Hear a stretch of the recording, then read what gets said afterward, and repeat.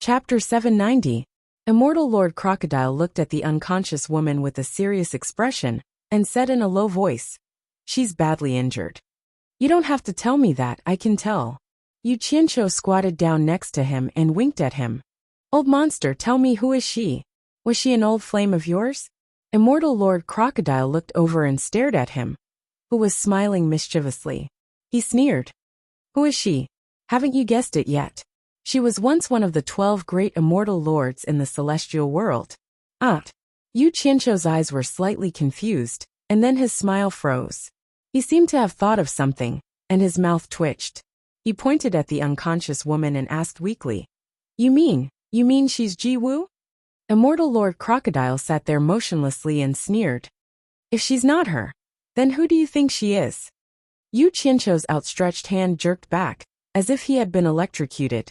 He said with a stiff expression, "Old monster, don't joke with me. How could she be Ji Wu? With immortal Lord Ji Wu's strength, who in the East Holy Land would dare to touch her?" He felt a chill down his spine when he thought of how he had just pinched and slapped this woman's butt. "If I'm not wrong." Immortal Lord Crocodile looked back at the woman on the ground and sighed. "This might have happened because of your master. She was probably severely injured by your master first, and then she fell into their trap. Otherwise, they wouldn't have dared to touch her so easily. She's really Ji Wu." Yu Qianqiu was stunned. His gaze lingered on the unconscious woman's pretty face. Even though there were bloodstains on her face, and she looked haggard, it couldn't hide her cold and aloof temperament. She was clearly someone who had been above others for a long time. Her messy hair was resting on the ground, and her eyebrows were tightly knitted together. There was a hint of anger between her smooth white brows. Damn it. This woman was clearly not someone to be trifled with. She was still holding a grudge even when she was unconscious. A ruthless expression gradually appeared on Yu Qianqiu's face. His eyes flickered as he stood up and slowly walked towards the unconscious Ji Wu. His every move fell into Immortal Lord Crocodile's eyes. Immortal Lord Crocodile immediately shouted, "Yu Qianqiu, what are you trying to do?" "Nothing." Yu Qianqiu's gaze was deep and indifferent as he said, "While she's down, I'll take her life." "Stop." Lord Crocodile leaped to his feet and stood between the two of them. "Yu Qianqiu, she has no grudge against you. Why did you kill her? It's better to nip some things in the bud." Yu Qianqiu narrowed his eyes and said, "If she wakes up and finds out that it was my master who injured her, and what I did just now, based on her abilities, if she goes berserk, I won't be able to handle it. Rather than making such a strong enemy, it's better to kill him first and get rid of future troubles." "Are you crazy?" Immortal Lord Crocodile shouted. "If you don't say, and I don't say, who will know that it was your master who injured her? Who will know what you did to her just now?" Yu Qianqiu raised his eyebrows and asked suspiciously, "You really won't say?" "Don't worry. I know what I can say and what I can't," Immortal Lord Crocodile said impatiently. "Then forget it. Pretend I didn't say anything." Yu Qianqiu flung his sleeves and acted as if nothing had happened. He turned around and found a place to sit down. Before Immortal Lord Crocodile could say anything, Yu Qianqiu interrupted. "Old monster, who are those people chasing after Ji Wu?" The anger on Immortal Lord Crocodile's face disappeared. He frowned and snorted. "They should be Yi Zhao's men. That bald man in black is called Rakshasa, and he is an early-stage immortal emperor. He is Yi Zhao's disciple. Rakshasa probably wants to seize power, while Ji Wu is injured after Yi Zhao is dead." "Yes. From what you said, I think it's possible. If Ji Wu is dead, that bald man might become the boss of the East Holy Land." Yu Qianqiu nodded slowly. As he was thinking about this, he suddenly realized that Immortal Lord Crocodile was taking off his clothes. In the blink of an eye, he was only left with his underwear. Yu Qianqiu's mouth opened wide. He looked at the unconscious Ji Wu, then at the almost naked and muscular Immortal Lord Crocodile. He said in surprise, "Old monster, you don't have to be so anxious when you see your lover." As he said that, he quickly got up and waved his hand. "I don't like to watch live performances. I'll go back in 4 hours. Is that enough?" Immortal Lord Crocodile snorted and could not be bothered with him. He knew that whenever this kid was free, the more he bothered with him, the more trouble he would cause. He flung his long hair, and his braids were instantly untied. He took out a yellow pill and walked to the side of the pool. He crushed the yellow pill into powder with his palms and mixed it with the pool water. He began to rub it on his hair and face, and bit by bit his whole body. Soon, his whole body looked like it was covered in black paste. Immortal Lord Crocodile dived into the pool, and the clear pool water instantly turned murky. When he walked out of the pool again, his body had recovered to its original fair complexion. He turned around and water splashed everywhere. Suddenly, his body was wrapped in a layer of white light. When the white light disappeared, he was already dressed in a silver robe. With his long silver hair draped over his shoulders, the dignified Immortal Lord Crocodile appeared again. Yu Qianqiu looked at him with a disgusted expression, a naughty smile on his face. Immortal Lord Crocodile's hair stood on end. He took out another yellow pill from his storage bracelet and threw it to him. You should recover too. Yu Qianqiu caught the yellow pill and looked at it. He put it away and said, I'll stay like this for now. It's more convenient when I'm in the Holy East lands. Immortal Lord Crocodile was stunned. He looked at himself and did not say anything. He walked to the side and sat on the ground. Yu Qianqiu looked at him, then at the unconscious Ji Wu on the ground. He finally could not help but snicker. Old monster, I really couldn't tell. You're quite mindful of your image in front of a beautiful woman. Immortal Lord Crocodile was not afraid of his mockery. He said calmly, of course. Although my cultivation is not as good as before, I was one of the 12 great immortal lords with her. There's no reason for her to look down on me. There are always setbacks in life. When one is down and out, one does not catch the eye of one's acquaintances. He will rise again in the future. It's human nature. I understand. Yu Qianqiu did not continue to provoke him. He tilted his head to look at the unconscious Ji Wu. When will she wake up? It should be about time. Immortal Lord Crocodile shook his head slightly. When she wakes up, she will be able to take care of herself. She will recover quickly. As he spoke, he suddenly frowned and flashed to Ji Wu's side. Yu Qianqiu looked over. Ji Wu's eyebrows moved slightly, and her eyes slowly opened. Perhaps because she suddenly realized that there were people beside her, and her subconscious was still in the pursuit. She was on high alert. She disappeared on the spot and flashed into the air. Her long cloud sleeves fluttered, and her white clothes fluttered. She looked like a fairy descending. Her bright eyes flashed and she said sternly, Who are you? As soon as she said that, she frowned and covered her abdomen with one hand. A trace of blood seeped from the corner of her mouth. Her expression was one of pain. She was obviously seriously injured. Immortal Lord Crocodile immediately raised his hand and shouted, Sister Ji Wu, you have not recovered from your injuries. Don't be rash. Look carefully. Don't you recognize me? Ji Wu's body trembled, and she slowly raised her head. Her bright eyes fell on Immortal Lord Crocodile, revealing an expression of disbelief. After looking at him repeatedly, she confirmed that it was true. She immediately floated to Immortal Lord Crocodile's side like a fairy. She said hoarsely, Brother Crocodile, you are still alive? But your cultivation, how weren't you killed by the Thousand Swords Demon Lord? Immortal Lord Crocodile suddenly raised his head and laughed loudly, causing the cave to tremble. His laughter was full of sorrow. After a long time he replied firmly, I was killed by the Thousand Swords Demon Lord. Unfortunately I was lucky, and I was not killed. I was suppressed for more than 100,000 years. As he spoke, he waved his hand and patted Yu Qianqiu's shoulder. Yu Qianqiu's body tilted, and his eyes rolled back. He sighed and said, Thanks to this little brother, I was able to escape and see the light of day again. Yu Qianqiu pushed Immortal Lord Crocodile's hand away, and tried to stand up straight. He smiled at Ji Wu and nodded kindly.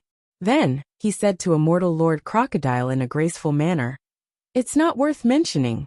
Not worth mentioning. It's my duty. I am a person who loves to help others. Ji Wu glanced at him, and ignored him. Then, she looked at herself and said happily, Could it be that Brother Crocodile saved me at the critical moment? Yu Qianqiu still maintained a smile on his face. But in his heart, he regretted not slapping her a few more times. Immortal Lord Crocodile shook his head, and patted Yu Qianqiu's shoulder again. He said, "What a coincidence. You and I were both saved by him. Don't you think this is God's will?" "He was the one who saved me." Jiwoo was startled. Only then did she re-examine Yu Qianqiu. She immediately discovered that she couldn't see through his cultivation. Immediately she was shocked. She shook her sleeves and wrapped them around her arms. She bowed slightly and said, "Jiwoo thanks you for saving my life. May I know who you are?" "You flatter me, you flatter me." Yu Qianqiu's hands were like flowers. He smiled and said, "It's my duty, my duty. I am born to help others." Immortal Lord Crocodile waved his hand to stop her. "Sister, don't bother with him. This kid has a glib tongue and is full of nonsense. He is only a soul formation cultivator. It was just a coincidence that he saved you. He is not a master."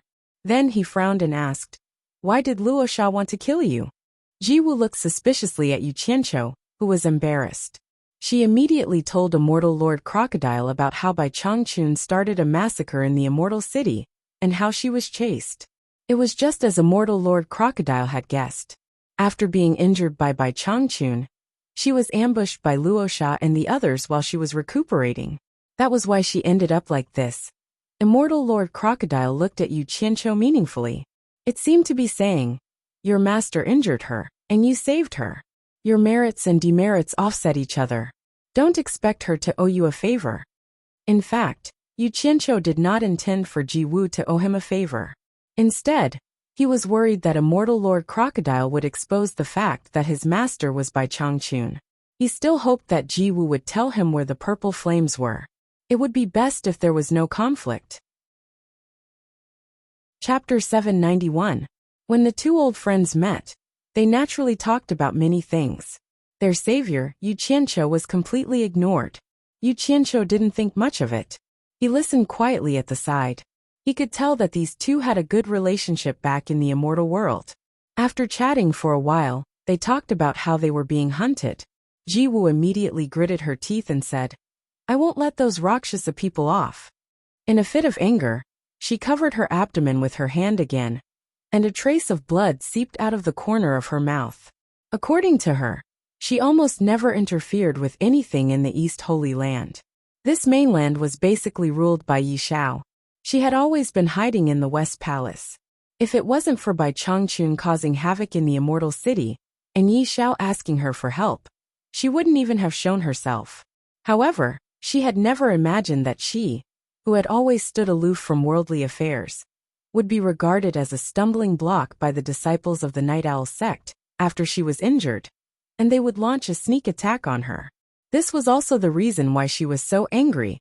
Immortal Crocodile immediately raised his hand to comfort her. "Sister, don't worry.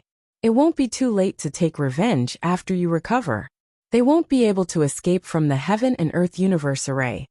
As he spoke, he took out a bottle of pills and handed it over. "I was overjoyed to see Sister. I spoke too much and almost delayed Sister's recovery. If there's anything, it won't be too late to talk about it after you've recovered." Jiwoo took over the bottle and poured out an immortal pill that was shrouded in a purple mist. For a moment, the entire karst cave was filled with a strange aroma that could refresh one's mind. Jiwoo looked at the elixir in her palm and smiled bitterly. Everyone has been sealed by the Heaven and Earth Qianquan Array for so many years. Everything that needs to be used has been used up. Fortunately, we met Brother Crocodile. Otherwise, I don't know how long it would take for my little sister to recover. Immortal Lord Crocodile smiled bitterly and said, "I'd rather use up all these things than be suppressed for 100,000 years and have my cultivation level greatly reduced. I don't know how long it will take for me to recover, but that's good too. I can finally put it to good use today. To be able to help Sister, it's worth being trapped for so many years." Saying so, he suddenly exclaimed, "Sister, don't you have a golden fur immortal ape? Why don't I see him?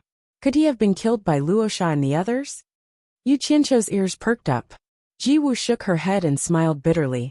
"That's not it. Brother Crocodile, you might not know this, but the Heaven and Earth Universe Array is really strange. After the last battle with the Thousand Swords Demon King, the immortal beasts and spirit beasts that we brought from the immortal world all showed abnormalities after a few years. the heaven and earth universe array, seemed to be absorbing the spiritual energy in their bodies. As a result, those immortal beasts and spirit beasts withered year by year. In the end, not a single one of them could last for 30,000 years, and all of them died. I see. Immortal Lord Crocodile sighed slightly. Yu Qianqiu, who was at the side, seemed to have thought of something. He immediately sent a telepathic message. Old monster, ask him what's going on with the fence meat. This had always been a mystery in his heart. Immortal Lord Crocodile glanced at him and changed the topic. Jiwu frowned slightly and said, other than mining, the main reason why those warriors came was because Yi Xiao had obtained a scroll of magic left behind by the demon Dao. It was said that it could break the heaven and earth universe array's seal, but it needed strong men to refine it. No one knew how many people had died in the experiment. More than 200 years ago, the Night Owl had successfully sent a disciple out. However, after that disciple went out, there was no news of him. No one knew whether he was dead or alive.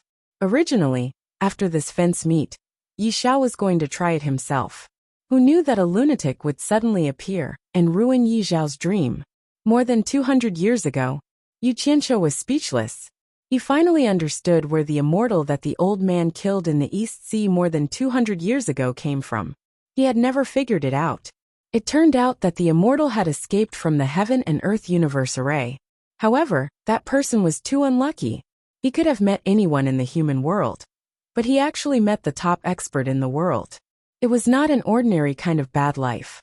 He escaped from the heaven and earth universe array, but he was killed. Immortal Lord Crocodile shook his head and smiled bitterly. So what if he got out? I'm afraid that person will not be able to return to the celestial world. Jiwu was startled and said, Brother Crocodile, why do you say that?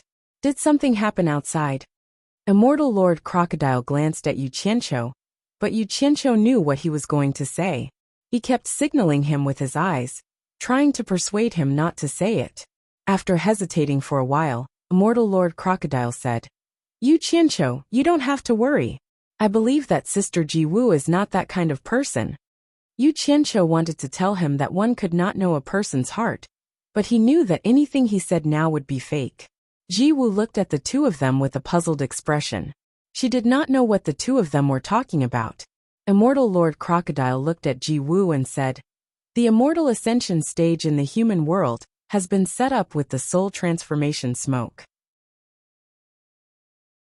With Yi Xiao's cultivation, even if he wanted to return to the celestial world through the netherworld realm, it would be difficult for him to pass through the netherworld realm. That's why I said it would be difficult for him to return to the celestial world. Jiwu squeezed the immortal pill in her hand, her eyes flashing. After a moment of hesitation, she asked, Brother Crocodile, how do you know that the immortal ascension stage has been set up with the soul transformation smoke? Immortal Lord Crocodile explained, To tell you the truth, I have a way to enter and exit the heaven and earth universe array. I have been to the immortal ascension stage once, and saw the soul transformation smoke set up with my own eyes. What? Jiwu exclaimed. Brother Crocodile can enter and exit the heaven and earth universe array? To her, the soul transformation smoke was no longer important. The most unbelievable thing was that immortal Lord Crocodile could enter and exit the heaven and earth universe array. Damn it! They say that heroes have a weakness for the charms of a beautiful woman. I thought it was referring to people like me. I didn't expect demons to have a weakness for beauties too. Yu Qianqiu cursed silently. Immortal Lord Crocodile nodded slightly. He waved his hand and slapped Yu Qianqiu again. His eyes rolled and he sighed. Don't underestimate him. Although his cultivation level is not high, his master is not to be underestimated. His master. Old demon, you can't burn bridges after crossing the river. Yu Qianqiu swatted away the arm that was slapping his shoulder and roared crazily. This time he was really angry. He did not expect immortal Lord Crocodile to reveal all his secrets. Why? You don't want to find the purple fire anymore? Immortal Lord Crocodile asked calmly. Yu Qianqiu's mouth twitched. He pointed at immortal Lord Crocodile and sneered. You win. If you don't take my word seriously, then we'll see who is more ruthless. Immortal Lord Crocodile paused. He remembered that he did promise not to say anything. In addition, he still needed Ji-woo's help to leave the Heaven and Earth universe array. He immediately turned and said, "Sister Ji-woo, let me ask you something. You have been here for many years. Do you know where the purple fire that supports the Heaven and Earth universe array is hidden?" Purple fire? Ji-woo paused. Seeing that Immortal Lord Crocodile had changed the topic, she knew that he would not say anything more. However, thinking that even Immortal Lord Crocodile said that Yu Qianqiu's master was not to be underestimated, she did not dare to underestimate Yu Qianqiu. She stared at Yu Qianqiu seriously and said, "Why are you looking for the purple fire? No one can go near that place." "Sister, don't say any more." Immortal Lord Crocodile waved his hand to stop her from continuing. He asked, "When we first fought the Myriad Swords Demon Lord, I remember that you saved Silver Armor Soldier's life. Silver Armor Soldier gave you a token, saying that if you encountered any trouble in the Netherworld, you could ask him for help. If the two of us break into the Netherworld, are you confident that you can get the Silver Armored Army to escort us back to the immortal world?" Ji-woo's bright eyes immediately flashed with extraordinary splendor. She seemed very excited.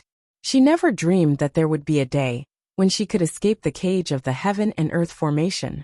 After he calmed down a little, he seemed a little hesitant and said, "There is such a thing. But the Emperor of the Underworld has never been too fond of the people of the immortal world. I'm afraid that even the Silver Armor Army may not be able to make this decision." Immortal Lord Crocodile nodded with approval.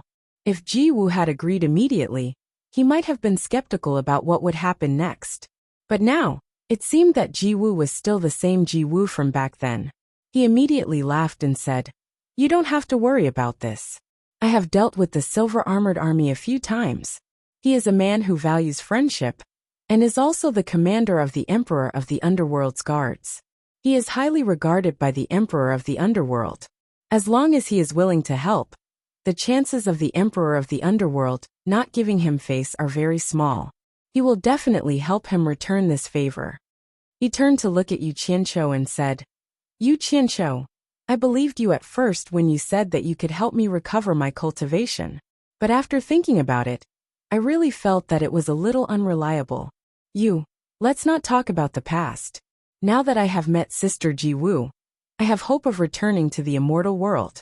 Please help me. As long as you send us out of the Heaven and Earth formation, I will ask Sister Ji-woo to tell you where the purple flames are. It is much better than asking around blindly and taking great risks." Then he secretly transmitted his voice. "Don't worry. I won't tell anyone the secret of you collecting the purple flames to cultivate the Samadhi true fire. This is mainly because of your master, who is worthy of my respect. Besides, I might as well warn you in advance that you may be able to collect the purple flames. But if you want to fuse them into the Samadhi true fire, I'm afraid your current cultivation is far from enough. You'd better take care of yourself." Damn it! He was indeed a shrewd old man. He had been deceived by his silly appearance. At the crucial moment, he was playing tricks on him. Yu Qianqiu was speechless. He should have thought of this earlier. How could a person ranked among the 12 great immortal monarchs of the immortal world be simple? He was just pretending to be ignorant. "Tell me, where is the purple flames?" Yu Qianqiu gritted his teeth and said. Ji-woo could obviously see that there seemed to be a story between the two. She looked at Immortal Crocodile inquiringly, asking if he should tell her. Immortal Crocodile pondered for a moment and said, "Yu Qianqiu, don't misunderstand and don't overthink it. I have absolutely no ill intentions towards you. Similarly, I trust you." He then turned to Ji-woo and nodded. "Tell him first." Ji-woo looked up and down at Yu Qianqiu with a somewhat curious gaze. She slowly said, "In the easternmost region of this continent, there's a barren wasteland where not even a blade of grass grows. Someone once saw traces of purple flames there. Why don't you go there and take a look?" Chapter 792. The Easternmost Land? Yu Qianqiu was surprised. In the easternmost part of this continent? Ji-woo nodded slightly to confirm. Yu Qianqiu thought for a while and asked, "Do you have a specific location?" "The easternmost land is too big. Can you be more specific?" "I can't be more specific. No one knows the specific location, because no one can go deep into it. In addition, rumor has it that the purple fire appears and disappears randomly. You can't see it unless it's by chance. Those who have seen it before are purely coincidental. So I can't tell you the specific location, Jiwoo explained.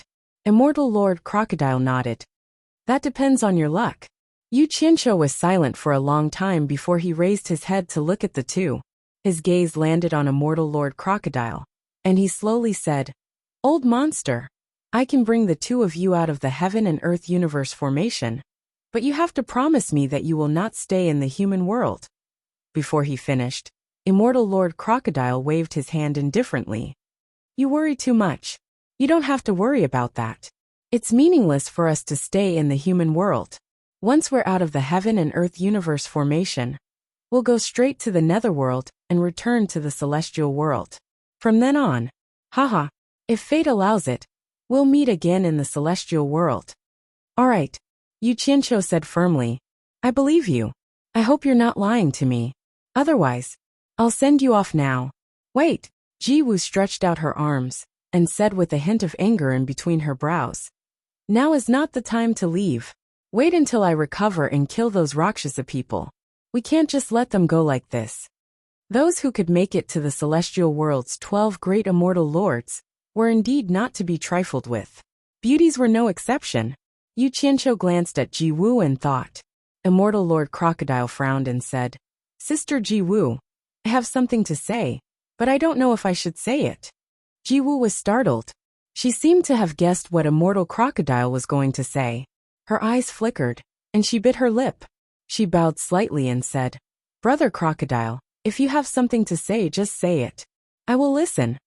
"Sister, it is indeed important to recover from your injuries first. But revenge?" Immortal Lord Crocodile hesitated for a while and said slowly, "In my opinion, if you really want revenge, don't you think trapping the Rakshasa and the others here forever is the greatest revenge? Besides, I'm worried that things might change if we delay. Of course, I'm just saying. You can make the decision yourself." Jiwoo bit her lip. She seemed to have made up her mind and said, "Sister, listen to Brother Crocodile. Give me 3 days to heal." Immortal Crocodile nodded in satisfaction. He looked at Yu Qianqiu and said, "Wait for us for 3 days. Bring us out of the heaven and earth Qian Kuan array 3 days later. How about that?" "Sure," Yu Qianqiu agreed. He walked to the side and sat down with his eyes closed. He looked calm on the surface, but he felt that he had agreed too rashly. However, there was nothing he could do. With their cultivation levels, he could not do anything to them. Immortal Lord Crocodile must have known that. If he didn't agree, Jiwoo's injuries would heal sooner or later. Once she recovered, with her cultivation level, the Holy East Land would be her world, and it would be very difficult for him to have the chance to collect the purple flames again. Jiwoo also swallowed the immortal pill, and immediately sat down cross-legged to heal her injuries. Immortal Lord Crocodile looked at the two of them, and sat down cross-legged in between them. Inside the cave, the sun and the moon did not know. To them, time was like a flash of light in the cave. 3 days in the cave passed quickly. Yu Qianqiu's heart was not at peace during these 3 days.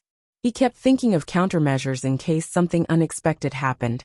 In less than 3 days, Jiwoo was the first to stand up, feeling refreshed. Immortal Lord Crocodile opened his eyes and smiled. "Sister, how do you feel?" Jiwoo bowed and said, "It's all thanks to Big Brother Crocodile's elixir. Otherwise, I would not have recovered so quickly. Let me freshen up first. Then I will leave the heaven and earth universe formation with Big Brother Crocodile." After saying that, she turned and walked to the pool. She did not even take off her clothes. The pool water slowly submerged her. The water rippled, and there was a white figure dancing under the water.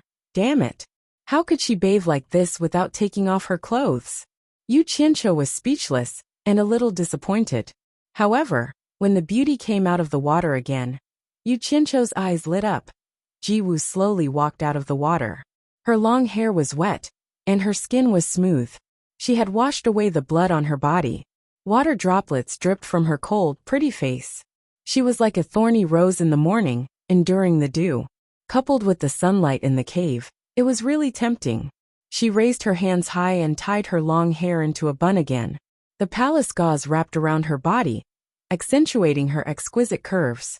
However, good things did not last long. As soon as Ji Woo walked to the shore, a white mist rose from her body. As the mist dissipated, the hibiscus out of the water instantly returned to her cold and dignified appearance. She seemed to notice that someone was looking at her. She stared at him coldly with a murderous look. Yu Qianqiu shivered and immediately turned his head to the side awkwardly. He saw Immortal Lord Crocodile staring at him with a sneer. It seemed to be saying, "I don't even dare to look at you. You're really brave." Yu Qianqiu coughed and stood up. He glanced at the two of them and said indifferently, "Can the two of you leave now?" Immortal Lord Crocodile looked at Ji Woo inquiringly. Ji Woo nodded. He also stood up and explained to Ji Woo. He's going to use a magical teleportation array. He'll need the girls' cooperation later. Close your eyes first. He told Ji Woo what Yu Qianqiu had told him. The latter frowned slightly and muttered softly, "Teleportation array?" Although she did not understand, she trusted Immortal Lord Crocodile and nodded in agreement. Everyone stand closer. Yu Qianqiu put on an act and called the two of them to his side. Then, he threw a few small silver balls at them. Then he formed hand seals and muttered something. Ji Woo looked at Immortal Lord Crocodile in confusion. Seeing that he had already closed his eyes, she hesitated for a moment and closed her eyes as well. In the blink of an eye, Ji Woo heard a shrill wind in her ears. The temperature dropped a lot. She noticed that her surroundings seemed to have changed. Her eyes moved under her eyelids. She wanted to open her eyes to take a look, but she did not dare to take the risk. In the end, she held back. Yu Qianqiu looked around and smiled at the two of them. "Okay, we're here." The two of them opened their eyes at the same time, only to see that their surroundings were dark and gloomy, and the chilly wind was howling. In front of them was a gloomy and terrifying cave with its mouth wide open, like a monster opening its mouth and roaring. The strong chilly wind was blowing out from that cave. Immortal Lord Crocodile and Ji Woo looked at each other. The latter cried out, "Ninth Netherworld Cave." Ji Woo was in disbelief. She took a few steps forward and stood at the edge of the cliff. She stared at the cave opposite and said in a trembling voice, "It's really the Ninth Netherworld Cave." She turned back and said excitedly, "Big Brother Crocodile, am I dreaming? This is the Ninth Netherworld Cave. I'm really out of the Heaven and Earth universe formation. Is this real?" Immortal Lord Crocodile smiled and nodded. He turned to Yu Qianqiu and said, "Thank you. We will keep your secret. We will never tell anyone about it. I hope we will meet again in the immortal world." He stretched out his hand and said, "Give me a storage bag." "What for?" Yu Qianqiu asked suspiciously, but he still took out a storage bag and handed it to Immortal Lord Crocodile. After Immortal Monarch Crocodile received the interspatial pouch, he immediately took out a bunch of shiny black things from his storage bracelet and put them into the interspatial pouch. Yu Qianqiu's eyes widened in shock, and his heart thumped wildly. "Divine Great Spirit Stones. Is it for me?" Sure enough, Immortal Monarch Crocodile handed it back to Huang Xiaolong with a smile. "I don't have anything to thank you with, but I can see that you like spirit stones. Here are 200 million Divine Grade Spirit Stones. Take it as our thanks for your help." With a beauty by my side, I have to be polite. Yu Qianqiu's heart itched, but he pretended to be serious and grabbed the storage bag tightly. He pretended to decline. "You're too polite. We helped each other, and it's just a small favor. There's no need to be so polite." Immortal Lord Crocodile looked at his hand that was clutching the storage bag tightly. He shook his head and laughed. If you can successfully return to the immortal world with little sister Ji Woo, with her cultivation, these spirit stones are nothing. If you can't return smoothly, it's a waste to keep these spirit stones. You should just accept them." He let go of the storage bag. Since you've put it this way, I won't be unreasonable." Yu Qianqiu quickly stuffed the storage bag into his robe and touched his chest. A smile bloomed on his face. Suddenly, his eyes turned, and he took out a small silver ball. He pretended to inject a few spells into it, then grabbed Immortal Lord Crocodile's hand and stuffed it into his palm. Immortal Lord Crocodile was stunned. He was very familiar with this thing. he asked. What do you mean? That. Yu Qianqiu sighed. As you said, I hope we'll have a chance to meet in the immortal world. If you can successfully pass through the netherworld and return to the immortal world, you can scatter this small silver ball somewhere in the immortal world. If I really have a chance to go to the immortal world, I'll be able to sense it. At least I'll know that you've arrived safely. If possible, I might go find you, old monster, to reminisce about old times. Do you welcome me? Immortal Lord Crocodile paused, then immediately laughed. Okay, it's a deal. We'll meet again in the immortal world if there's a chance. He put the silver ball in his hand into his bracelet. Yu Qianqiu took 2 steps back and cupped his hands at the two. I wish the two of you a smooth journey and a safe return to the immortal world. Please. He raised his hand and gestured to the entrance of the 9th netherworld cave. Immortal Lord Crocodile and Ji Wu looked at each other. The latter nodded slightly at Yu Qianqiu to express his gratitude. Then, they turned into 2 rays of white light and flashed into the 9th netherworld cave. Yu Qianqiu stood on the cliff, facing the chilly wind blowing out of the cave expressionlessly. He seemed to be waiting for something. After a long time, the 9th netherworld cave suddenly spewed out a strong, ink-black chilly wind. The howling of the wind was mournful. After a while it slowly calmed down. He slowly heaved a sigh of relief. The change in the 9th netherworld cave just now meant that someone had opened the gate to the netherworld and finally sent these 2 great gods away. Chapter 793. Although Immortal Crocodile did not do anything wrong, Yu Qianqiu still felt that Immortal Crocodile was the one who pretended to be a pig to eat a tiger. Thinking of this, he wanted to give Immortal Crocodile a few more silver balls and ask him to help him throw some into the netherworld.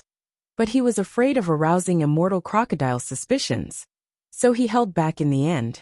After being distracted for a while, he turned around and saw Yu Ji and the others from the Evil Wind Valley bowing to him. Obviously, they were attracted by the changes in the 9th netherworld cave. Yu Qianqiu waved his hand expressionlessly and said, "There's nothing else, disperse." After saying that, he disappeared. When he reappeared, he was back in the karst cave where he had stayed before. He looked around and found that he was the only one left, so he was a little disappointed. Then he seemed to have thought of something and snickered again. He looked at his palm and sighed. Even in the immortal world, who has ever touched immortal monarch dancing? Geez, but I have touched it, hee. Amidst the laughter, he took off his clothes and changed into the almost naked fur clothes of the cannibals. Then he carried a spear, flashed into the cave wall, and quickly rose to the surface. After reaching the surface, he poked his head out and looked around. Seeing that there was nothing unusual, he climbed out of the ground. After determining the direction to the east, he carried his spear and flew through the forest at a moderate speed. Along the way, he hunted a few wild pheasants, tied his legs, and carried the spear on his shoulder. Swinging his braids, he continued to hurry on his way. He looked valiant and heroic, as well as romantic and elegant. However, the movement in the sky was too big, and there were people flying over every few days. He had no choice but to stop and use his feet to cross the mountains. Whenever this happened, he could always feel that someone was spying on him. With his impenetrable cultivation and realistic disguise, he was lucky enough to pass. In the end, he realized that this method was stupid and too dangerous. Why didn't he use the earth element method? He identified the direction and sank hundreds of meters underground, using the earth art to fly quickly. Along the way, when he encountered rocks blocking his way, he would immediately use the earth and metal arts at the same time.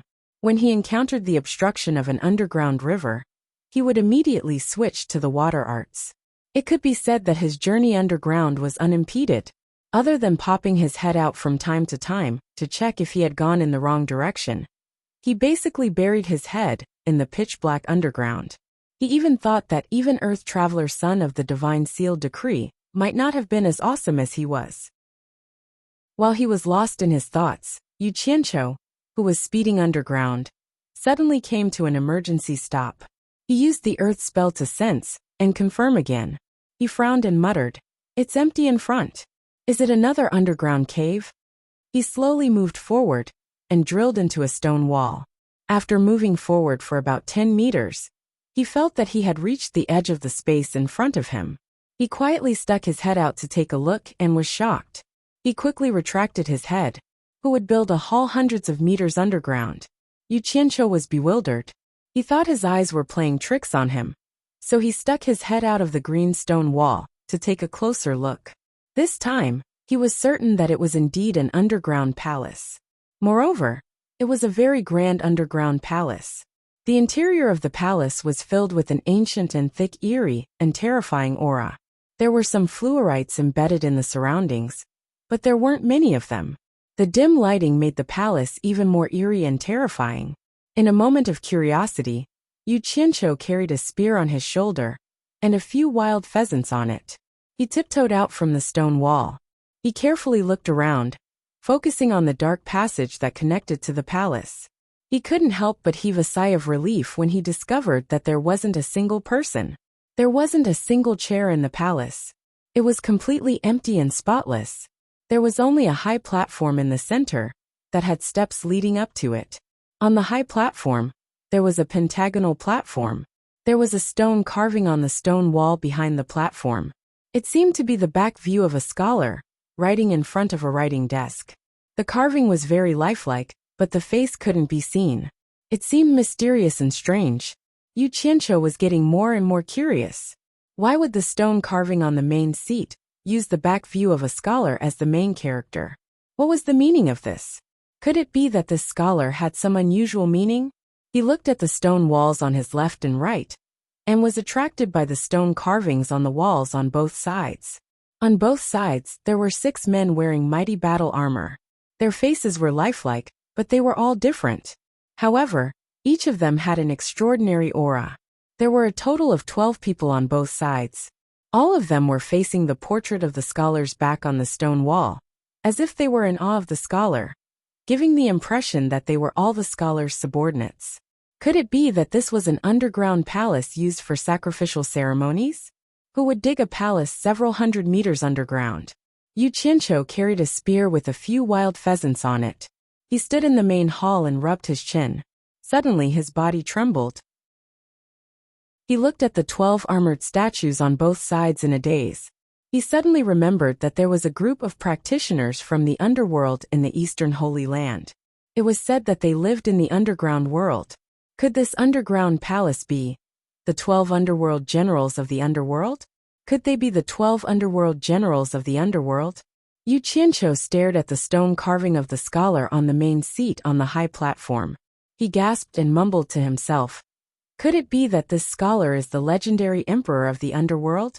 How could the emperor of the underworld be a scholar? That's right. He is the emperor of the underworld, the ruler of the underworld. A woman's voice rang out behind him. Yu Qianqiu was startled. He turned around hastily and accidentally threw the few dead wild pheasants on the spear far away. He saw a woman in black clothes with half of her face covered by a black veil.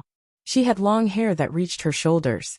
Other than the black veil on her face, she had no other accessories on her body.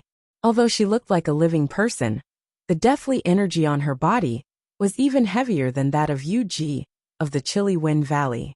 She was looking at him curiously. Who are you? Yu Qianqiu held the spear with both hands and pointed it at her. His action seemed a bit childish.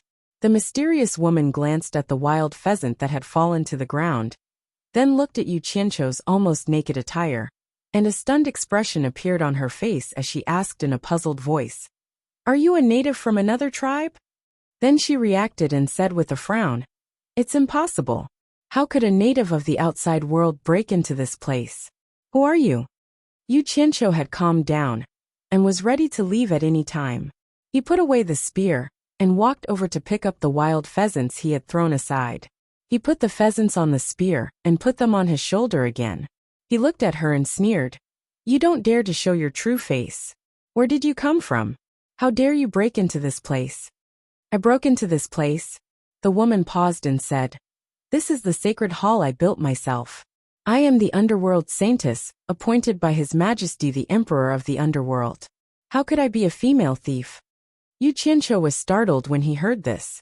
He didn't expect that this woman would tell him all her secrets, just by asking casually. Why did he feel that she was a bit stupid? With a tentative attitude, he asked, "The underworld saintess? How come I have never heard of it? What does the underworld saintess do?" "Preside over all the important ceremonies of the underworld," the mysterious woman asked rhetorically. "You don't even know this?" "Oh, I think I have heard of it," Yu Qianqiu said disapprovingly. He relaxed his vigilance a little. He had already evaluated this so-called underworld saintess as an idiot 80%. But he still didn't dare to underestimate her.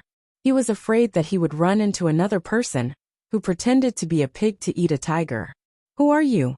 How could you enter the sacred hall?" the underworld saintess asked. "What's so strange about that?" Yu Qianqiu pointed at the passageway behind her and said, "Of course I walked in from there. Otherwise, where do you think I came in from?" "Impossible." The underworld saintess shook her head and said, "Unless there is some important ceremony, even the 12 netherworld generals under the emperor of the underworld wouldn't dare to break into this place." "Are you serious?" Yu Qianqiu raised his eyebrows and asked suspiciously. "If that's the case, your status in the underworld is even higher than the 12 netherworld generals? Your cultivation level is also higher than theirs?" "My cultivation level isn't as high as theirs, but they are very respectful to me and have always protected me," the underworld saintess said calmly. "Have always protected you?" Yu Qianqiu sneered and said, "Why did I hear that the 2 netherworld generals here have already been killed? How can they still protect you?" "That's because they have completed their mission. I no longer need their protection. This is also their destiny." The underworld saintess spoke slowly and then walked over gracefully. Yu Qianqiu quickly dodged to the side. However, he saw that she had no intention of doing anything to him. Instead, she silently walked past him and walked up the stairs to the high platform. Yu Qianqiu realized that this woman didn't make any sound as she walked. It was no wonder that he didn't know she was behind him. She walked to the back of the pentagonal platform and faced the bottom. She nodded slightly at Yu Qianqiu and said, "Come up." "What?" Yu Qianqiu asked casually. However, this woman's words and actions always gave off a gentle and harmless vibe, causing people to involuntarily let down their guard. He thought for a moment and followed her instructions. He carefully walked up the stairs with the long spear in his hand. When he walked up to the high platform, he realized that the pentagonal platform was actually a sand table. It was filled with fine black sand. The underworld saintess stretched out her pale hand from her black sleeves and picked up a thin silver stick from the sand table. She gently swept the surface of the sand table until it was flat. Then she said to Yu Qianqiu, "Use your left hand to press a handprint on the sand table." "What?" Yu Qianqiu asked again. However, he still shifted the spear from his left shoulder to his right shoulder. He stared at the underworld saintess without moving his eyes. He was afraid that she would play tricks on him. However, he was staring at his left palm from the corner of his eyes as he gently pressed it on the black sand table. However, just as his palm pressed on the sand table, he suddenly felt an inexplicable restlessness in his heart. He felt strange. Why did he have to do as she said? He immediately rubbed his palm and erased the handprint on the sand table. He stared at the underworld saintess and sneered, "Why should I listen to you?"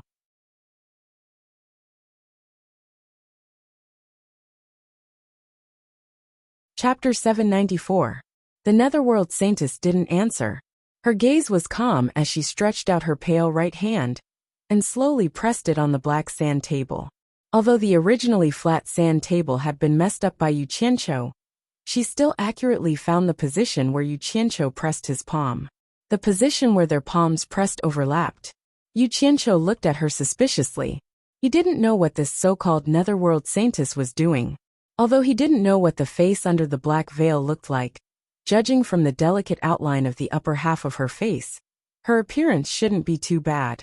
Under her brows that were like distant mountains, her eyes were slightly closed, revealing a faint puzzled expression. "Ah!" The netherworld saintess opened her eyes and withdrew her pale palm from the sand table. She stared at Yu Qianqiu and asked curiously, "Why is it like this?" "Like what?" Yu Qianqiu's gaze swept over the sand table, but he couldn't see anything. He expressed his suspicions and asked, "What are you doing?"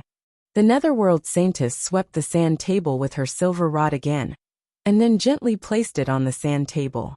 A silver line was immediately inlaid on the fine black sand.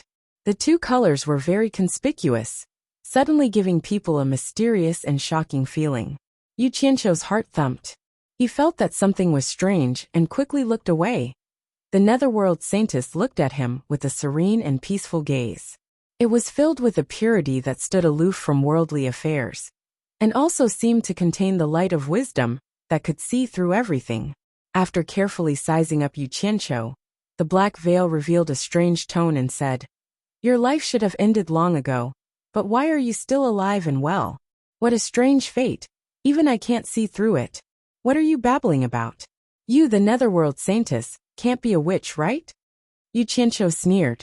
Suddenly, the smile on his face froze, and the corner of his mouth twitched. He suddenly thought of something from the sentence, "Your life should have ended long ago." Whether it was him in his previous life or this body in this life, as the netherworld saintess said, his life should have ended long ago. The other party's words made him feel as if he was sitting on pins and needles. He coughed and asked tentatively, "I say, saintess, do you know how to read fortunes?" The netherworld saintess suddenly fell into silence. Her clear eyes suddenly turned pitch black, as if there were stars swimming in them. Yu Qianqiu was immediately startled, and he looked at her nervously. After a long time, her eyes finally returned to normal. She looked at him quietly and said, "You are a variable. I can't figure out your fate. I can't predict your fate. The two netherworld generals who protected me have fallen. It seems that I will not be too long before I return." Yu Qianqiu was tickled by her mysterious words. He scratched his head and asked again, "You really know how to read fortunes?" "I don't know how to read fortunes, but I try to understand the fate of others. It is my honor to be able to understand the fate of others," the netherworld saintess said calmly. When she said this, he could actually feel a sense of piety and holiness from her body. She really had the demeanor of a master of metaphysics. Yu Qianqiu's eyes lit up. The more humble a person was, the more he believed that they were truly capable. He casually threw the spear on his shoulder along with a few hard pheasants off the stage. He rubbed his hands excitedly and respectfully and asked for guidance. "Respected saintess, my life is long and full of confusion. Please understand my fate. Let me know how I should walk in the future, so that I can make as few mistakes as possible." The netherworld saintess quietly shook her head and said, "Your fate is full of variables, and I can't understand it.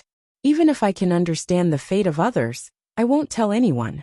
Otherwise, I will change the fate of others, and that will be my sin. I will lose the ability to understand the fate of others. Don't force me. Even the emperor of the underworld never forces me." Having said that, she turned around and bowed to the sculpture of the emperor of the underworld on the stone wall with her arms folded. Then, she walked around the pentagonal stage and walked down the stairs. Yu Qianqiu followed her obediently and said, "I won't let you tell anyone about it. You can just point me in the right direction, and let me use it as a reference. I don't think it's too much to ask of you, right?" The netherworld saintess walked slowly toward the passage, ignoring him. Yu Qianqiu said hey a few times. Finally, he couldn't help but say angrily, "I think you are a liar. You obviously don't know anything, but you still pretend to be profound." The netherworld saintess, who was near the entrance of the passage, suddenly turned around and stared at him. Goading her worked. Yu Qianqiu stopped, his expression stiff. "It's easy to prove that you are not a liar. You can calculate how many wives I will have in the future, how high my cultivation will be, and how long my lifespan will be." He asked a series of questions in one breath, because he guessed that this woman might be someone with great ability. Otherwise, how could she be appointed as the netherworld saintess by the emperor of the underworld? Moreover, she was easy to talk to and didn't have a bad temper. He wouldn't miss such an opportunity. "Yu Qianqiu, I can't help you. You should leave the way you came. Don't follow me anymore. The people outside the divine hall won't be as polite to you as I am to you." Having said that, the netherworld saintess turned around and left. Yu Qianqiu was immediately dumbstruck. From the moment he had entered, he had never mentioned his name. Yet the other party had actually called out his name. This, Yu Qianqiu suddenly shouted at the departing figure. Since you already know my name, what's your name? I don't know where I come from. I don't know what my name is, and I don't know who I am. Maybe I don't even have a name. From the moment I woke up, the Emperor of the Underworld told me that I came from the endless darkness, and that I am the Netherworld Saintess. From that moment on, they all called me the Netherworld Saintess, so I am the Netherworld Saintess. I don't have a name. I am the Netherworld Saintess, and the Netherworld Saintess is me. As the figure of the Netherworld Saintess disappeared into the depths of the long tunnel, the voice also faded away. Yu Qianqiu stood alone in the dim underground sacred hall for a while. He wanted to go out with the Netherworld Saintess, but he didn't dare to. Just as the Netherworld Saintess had said, the meditation practitioners outside would not be polite to an intruder like him. Looking around the holy palace once more, he suddenly felt as if he was dreaming. He had suddenly appeared here. And then a woman who claimed to be the Underworld Saintess had suddenly appeared. After a baffling conversation, he felt as if it was all very surreal. It was as if the two of them were destined to meet here for a short period of time. He calmed himself down and stopped thinking about it. It was more important to do his own things. Yu Qianqiu's gaze fell on the things he had thrown away. He walked over and skewered a wild pheasant with his long spear, and carried it on his shoulder again. Suddenly, he began to walk in the footsteps of a Beijing opera. He pointed his finger at the wall in front of him. His eyes were wide open as he shouted, "Look at the dark hole in front of us. It must be the thieves' lair. Wait for me to catch up and kill them all." Dong dong dong. He rushed into the wall and disappeared. It was lonely to travel alone in the dark underground. Moreover, the speed underground was not as fast as flying in the sky, so he could only find ways to relieve his boredom. A few days later, he suddenly felt that the surrounding soil was getting harder and harder, and the surrounding temperature was getting higher and higher. Feeling curious, he came out of the ground to check, and to make sure that he had not deviated from the direction he was walking. A head suddenly popped out of a vast and desolate Gobi Desert. The head was full of small braids, and it was looking around. This was a very wide desert, and there were no obstacles in sight. The sky was high, the clouds were clear, and the sun was bright and clear. Yu Qianqiu directly jumped out of the ground and breathed in the fresh air. He had been so bored underground for the past few days. This place was spacious enough. Although it was easy to be discovered by others, it was also easy for him to discover others, which was good for escaping. Now he felt sick at the thought of going underground. The excitement he had when he had mastered the Earth formula had already faded away in the past few days. Anyone who went underground and had to see rats and earthworms running around in fear would not be able to feel happy. He carried the long spear and swayed for a while, but he did not find any signs of anyone flying in the sky. The surroundings were also desolate. Other than the grayish-brown gravel, there was no sign of life, not even a blade of grass. Such signs might have something to do with the high temperature here, which was abnormal, but it was also to his liking. It was better if there was no one. He put away the spear and flew freely in the vast Gobi Desert. He did not encounter any obstacles along the way, but the temperature was getting higher and higher. It was so high that it was scary. If he did not cultivate the fire formula, he was afraid that he would not be able to withstand it for long, no matter how high his cultivation was. As far as Chu Tian's eyes could see, a hazy gray shadow suddenly appeared on the Gobi Desert. When he got closer, he discovered that it was a continuous range of mountains. Once he flew above the mountains, he suddenly felt that he could not bear it, and landed on a bare mountain top. The mountains in front of him were all bare. Animals and plants could not possibly survive under such high temperature. Yu Qianqiu looked around, and his face showed some surprise. He really could not understand. Logically speaking, he cultivated the fire formula, so he should not be afraid of high temperature. But he actually faintly felt that he could not bear it. He looked in front of him. Judging from the feelings he had felt along the way, the temperature there should be even higher. He did not dare to go forward, afraid that he, a person who cultivated the fire formula, would be roasted. In the midst of his fear and hesitation, a pleasantly surprised expression suddenly appeared on his face. He quickly looked around, as if he was looking for something. Think about it. Not to mention the temperature of ordinary fire. He was not even afraid of the tyrannical high temperature of the blue fire. Then what kind of high temperature in this world could deter him? Without a doubt, other than the legendary purple fire that ranked first in the true Samadhi fire, he really could not think of anything else that could have a higher temperature. Chapter 795. Thinking of this, his excitement overcame his fear of the high temperature. He gritted his teeth and continued to fly forward. He firmly believed that the place with the highest temperature was the place where the purple flames were most likely to appear. So he was looking for trouble. However, after flying for several kilometers, he felt that he could no longer fly. The temperature in front of him was simply too high, so high that it was frightening. He used the fire art to resist the high temperature, but he was still tormented by the high temperature. He fell from the sky in a sickly state, panting heavily as he looked around, not knowing whether to laugh or cry. This godforsaken place was even more fiery than the flaming mountain in Journey to the West. It was probably comparable to Taishang Laojuan's 8 trigrams furnace. He did not know how that furry monkey managed to survive. It seemed like the legendary Samadhi true fire was used to refine Sun Wukong. Damn it! All hail Sun Wukong! Yu Qianqiu stood at the top of the mountain and took a deep breath. He immediately realized that the air around him was filled with the smell of sparks. He uprooted a large tree from Utopia and casually waved it out. As soon as it left the protection of his fire art, it immediately ignited with a buzz. The fire instantly became ferocious, and the tree that was filled with water instantly turned into ashes and scattered, leaving him speechless. Without a doubt, this was the easternmost land that Ji Wu had mentioned. No wonder she said that no one could go deep. Even he, who cultivated the fire art, could not endure it. No matter how high the cultivation of others was, it would probably be difficult. The sun was blazing in the sky, and the ground was thousands of times hotter than the sun. Yu Qianqiu felt like he was a bun in a steamer that was about to be cooked. However, looking around, the mountains rose and fell, and the world was vast. He could not see a single trace of the purple flames. He really could not stay any longer. If he did, he would definitely die, let alone go deeper. Yu Qianqiu immediately took out a small silver ball and prepared to leave. However, as soon as he threw the small silver ball, it turned into a pool of mercury before it even hit the ground.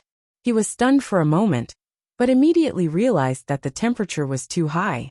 Left with no choice, he found the small porcelain bottle that he had prepared in the past and gently placed it on the ground. As soon as it left his hand, the small porcelain bottle immediately turned into a grayish-brown color. Cracks appeared on its surface, and it shattered into several pieces. The corner of Yu Qianqiu's mouth twitched. He took out a large lump of nether iron and tried again. However, the moment he let it go, the nether iron instantly emitted black smoke and turned into black water, dyeing the ground black. Your grandfather, you can't expect me to retreat outside and come back in again, right? Yu Qianqiu cursed as he pointed at his surroundings. In the end, Bai Changchun decided to go all out. He took out a storage bracelet and took out treasures one by one and threw them out. These were the treasures Bai Changchun had obtained when he killed Jin Miao and the others in the cannibal tribe. He wanted to see what kind of treasures could withstand such high temperatures. The result left him dumbfounded. All the treasures he had thrown out had turned into liquid metal. Yu Qianqiu was completely speechless. These were all treasures from the immortal world. The power of these purple flames was simply too terrifying. He had not even seen the purple flames yet, but the heat they emitted was already so terrifying. Speechless, he gritted his teeth and took out Jin Miao's defensive treasure, the golden umbrella. Once the golden umbrella was taken out, it immediately shone with golden light. What made him overjoyed was that it was indeed a treasure personally bestowed by the immortal emperor. It could actually withstand such terrifying heat. Damn, it really is a good treasure. Yu Qianqiu, who was hiding in the golden light under the umbrella, was extremely cocky. Under the protection of the golden umbrella, the temperature inside and outside were worlds apart. Without a word, he immediately flew up with a big umbrella that shone with golden light. He He hid under the umbrella and looked around contentedly, hoping to find traces of the purple flames. He was dressed almost completely naked, but he was flying with an umbrella. The way he was dressed was extraordinarily avant-garde. However, not long after, he realized that something was wrong. It seemed like the protective golden light, emitted by the golden umbrella, was a little chaotic, and was shining dimly. Yu Qianqiu also felt the heat coming from the handle of the umbrella. Not good. This golden umbrella was powerful, but it could only last for a limited time. If he persisted any longer, this good treasure would be destroyed.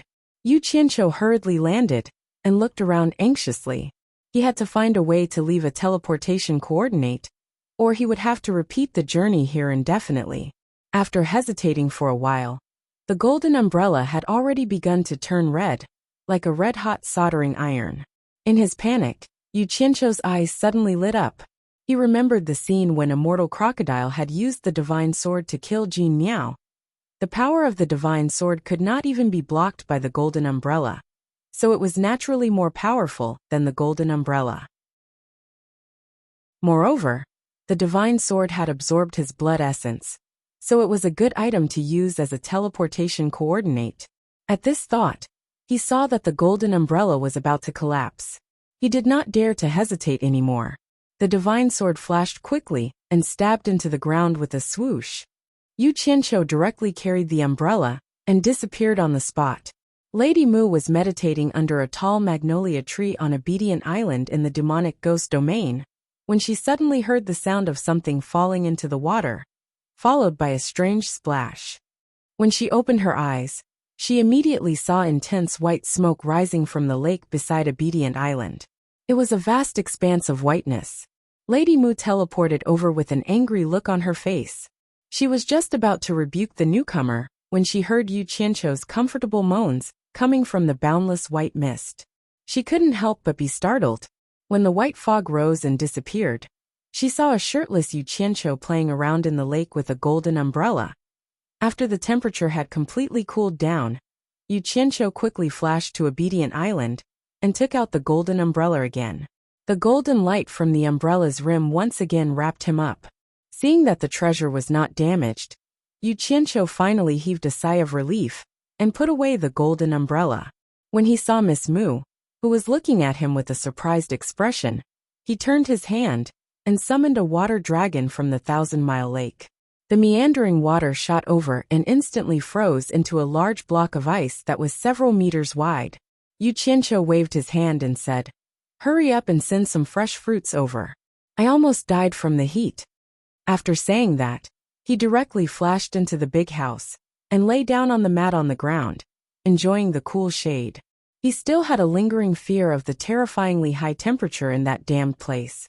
After some time, Lady Mu smilingly came in with a plate of all kinds of fresh fruits. The plate was even sprinkled with crushed ice to cool it down. The fragrance of the cold fruits was refreshing. Yu Qianqiu got up and grabbed the fruits on the plate and chewed on them. He even swallowed a few pieces of ice. A chill rose from his stomach, and he finally got rid of his fear of the high temperature. Just as he burped, he suddenly thought of the godly sword. He wondered if he could still withstand the heat after such a long time. Could it be like the golden umbrella, which could only withstand the heat for a while? Thinking of this, he suddenly became nervous. That was a good treasure. Please don't destroy it. He immediately disappeared from the big house. When he reappeared in that desolate and uninhabited place, Yu Qianqiu waved his hand, and the godly sword sprang up from the ground and landed in his hand. He touched it everywhere and couldn't help but exclaim in admiration. The godly sword was indeed a godly sword. It was actually immune to high temperature. Even after such a long time, it was still as cold as an unsheathed sword. He finally heaved a sigh of relief and relaxed. Looking around, he enlarged the godly sword in his hand and held it in his arms to cool himself down. He then flew into the sky again and continued to search for traces of the purple flames in this barren land. When the high temperature was too much for him to bear, he once again took out the golden umbrella to resist for a period of time. When the golden umbrella could no longer withstand it, he immediately stabbed the godly sword into the ground and returned to Obedient Island with the golden umbrella to cool himself down again. After going back and forth like this for a long time, it was finally night time. As soon as night fell, Yu Qianqiu immediately became spirited. He thought that as long as the purple flames appeared, they would definitely shine. Night was the best time to find the purple flames. Under the starry sky, Yu Qianqiu, who had been tossing and turning in this barren land until the middle of the night, was not discouraged. It seemed that he would not give up until he found the purple flames. Under the repeated torture of the high temperature, his mental state was quite dispirited. However, he still forced himself to persevere in his search. This persisted for a few days. Whether it was the consumption of his mental state or the consumption of his true essence, it was extremely huge. At times like this fellow's commendable fighting spirit would come out, and he would forcefully stuff a large amount of elixirs into his stomach to persevere. He firmly believed that as long as he put in the effort, he would be rewarded. Lady Mu did not know what he was doing, but she found that every time he came back, his condition would worsen. When she saw him eating elixirs as if they were his meals, she could not help but be secretly worried. Another 10 or so days passed. Yu Qianqiu, who had searched this barren land for thousands of miles, began to feel disappointed. Could it be that the purple flames could only be seen by those who were fated, and that he was not fated to see the purple flames? Or was it that the method he was searching for had gone astray? Or was there no purple flames here at all? After some reflection, he firmly believed that the abnormality of this place proved that there were purple flames here. As for whether it was fated or not, it could not compare to the word diligence. Diligence represented success, and diligence represented fate. The only thing he needed to reflect on now was that the method he was searching for was definitely wrong, and he had gone astray. Under the bright starry sky, the terrifyingly high temperature did not decrease in the slightest. Yu Qianqiu looked around and frowned as he pondered. Purple flames, what kind of form did they take? Several people, including that rotten crow, had told him that the purple flames were the source of power that supported the operation of this world. They were infinitely powerful, and it was difficult for those who were not fated to see them.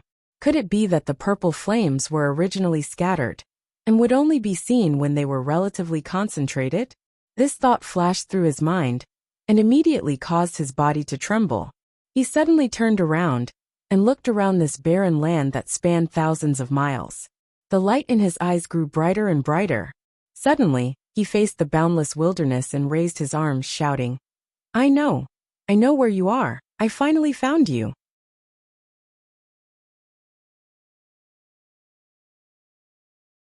Chapter 796. After going through countless hardships and connecting all the clues together, at this moment, he suddenly understood the reason why the purple flame could appear and disappear so mysteriously, making it so difficult for people to see it, was not because it could turn invisible, but because it could split into many parts, making it impossible for people to see it with the naked eye. Since he had determined that there were purple flames here, then this must be the eye of the heaven and earth formation. But why couldn't he see the purple flames? He now completely understood that it was not that he couldn't see the purple flames, but because the purple flames had split into parts and were scattered throughout the eye of the formation. No wonder he could smell sparks in the air when he first came in. He was actually in the world of purple flames, but he was looking for them everywhere. How could he find them? This must be what they meant by being in this mountain. He had gone down the wrong path from the beginning. He should not have used the fire technique to resist the high temperature here. In the end, he had suffered so much for nothing.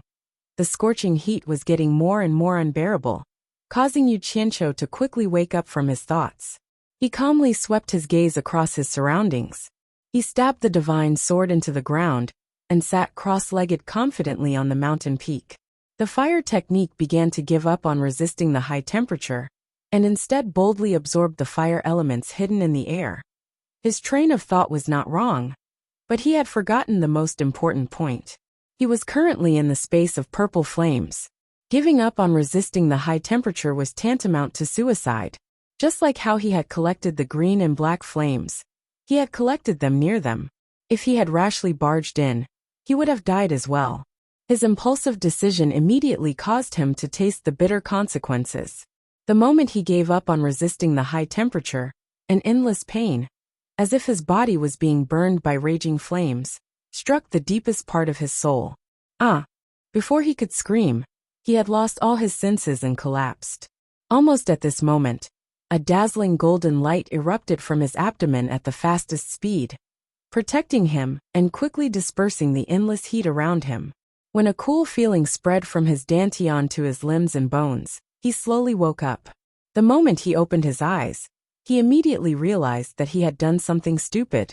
When he got up, he was surprised to find that the high temperature around him did not dare to approach him. What was going on? His gaze fell on the divine sword in front of him, and his eyes immediately brightened. Could it be that the divine sword had displayed a miraculous effect to protect him? The more he thought about it, the more he felt that it was true. Suddenly, he felt that the high temperature around him was approaching again after he woke up. Not daring to hesitate any longer, he quickly sat down cross-legged and pushed the circulation of his fire art to the limit. Something strange happened. Just as he was about to activate the incantation to absorb the heat, the surrounding heat that was about to approach him seemed to have seen some kind of terrifying monster. They quickly dispersed, wanting to get as far away as possible. No matter how hard Yu Qianqiu tried to absorb, they would not come over even if they were beaten to death. It was as if they knew that once he absorbed them, they would become his vassals and puppets. In the blink of an eye, the temperature around Yu Qianqiu plummeted. F***ck. Yu Qianqiu opened his eyes and cursed. He looked around and quickly released his qi to lock onto a ball of high temperature in the air. Using a method similar to the absorbing stars technique, he forcefully absorbed the little sprites that were invisible to the naked eye into his body. After the things were absorbed into his body, Yu Qianqiu was 100% sure that what he had absorbed was indeed the elemental body of the purple fire. However, he found that the purple little sprites were 1,000 times more delicate than the black and blue fire elements. No wonder it was difficult to discover them after they were scattered. So that was the reason. Some of the purple little sprites were like prisoners that had been suppressed. They had been resisting stubbornly and seemed to be very unconvinced. However, after being escorted to his dantian, they immediately became excited when they saw the red fire attribute crystal bead that was operating. They took the initiative to rush over and circled around the red crystal bead twice, as if they were discussing something with the red crystal bead. When the red crystal bead agreed, the little fellows all rushed into the red crystal bead. Just as the purple fire elements entered, the red crystal bead immediately erupted with red light, illuminating the entire dantian. Yu Qianqiu was still secretly amused. Suddenly, he found that his dantian seemed to be summoning something. The purple fire elements that were hiding from him began to circle above his body. Gradually, they gathered in the sky and formed a purple cloud pillar. Then they rushed over in a frenzy, following the circulation of the fire art. It quickly drilled into every pore of his body and gathered in his meridians, forming a purple wave that rushed into his dantian. It desperately drilled into the sparkling red crystal bead. It was a lively scene. At this time, Yu Qianqiu was sitting quietly on the peak of the mountain. The purple cloud circled above his head. The scene was extremely spectacular. What outsiders did not know was that the temperature around him at this time was simply terrifying to the extreme. It was likely that nothing could come close. The body of the divine sword that was inserted in front of him began to show a dark golden light. It seemed to be protecting itself from the damage of the high temperature. As the purple fire elements surged into the red crystal bead, the volume of the red crystal bead actually slowly increased until it was twice the size of the other beads. Only then did the purple fire elements stop surging in. With the exit cut off, the other purple fire elements quickly rushed towards the walls of his dantian and filled every cell in his limbs and bones. The purple cloud above Yu Qianqiu's head became more and more vigorous. It seemed that because he was here absorbing the purple fire elements from all directions crazily surged towards him. Suddenly the weather between heaven and earth changed. It became dark and gloomy. With the appearance of a bolt of lightning, the purple cloud ignited with a boom. A purple sea of fire suddenly appeared in the sky. The raging purple sea of fire covered the sky and covered the earth. Between heaven and earth there was a purple light. It was a spectacular sight. At this time, Yu Qianqiu's absorption of the purple fire elements was already saturated. He stopped absorbing and slowly stood up to look at the purple fire wonder in the sky. At the same time he stopped absorbing, the purple sea of fire in the sky began to move. It seemed to be melting and gradually formed 108 dazzling purple fireballs.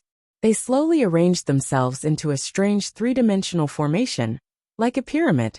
The 36 fireballs in the upper half were larger, and the 72 fireballs in the lower half were smaller. This strange formation quietly floated in the air without moving. High up in the sky, the dark clouds were densely packed with lightning snakes, constantly swimming. Yu Qianqiu stared at the formation above his head in a daze. He waited for a long time, but it did not spread. For a moment, he felt an itch to try and see if he could control the 108 purple fireballs above him after absorbing the purple fire. He raised his hand to the sky and locked onto a purple fireball at the foot of the formation.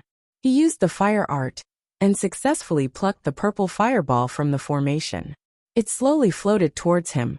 However, not long after the purple fireball left the formation, the entire formation suddenly trembled, as if it had lost its balance. The remaining 107 fireballs in the blink of an eye began to sway and fall into a mess. F***ck. Yu Qianqiu cried out in shock. He instinctively felt that he had caused some trouble.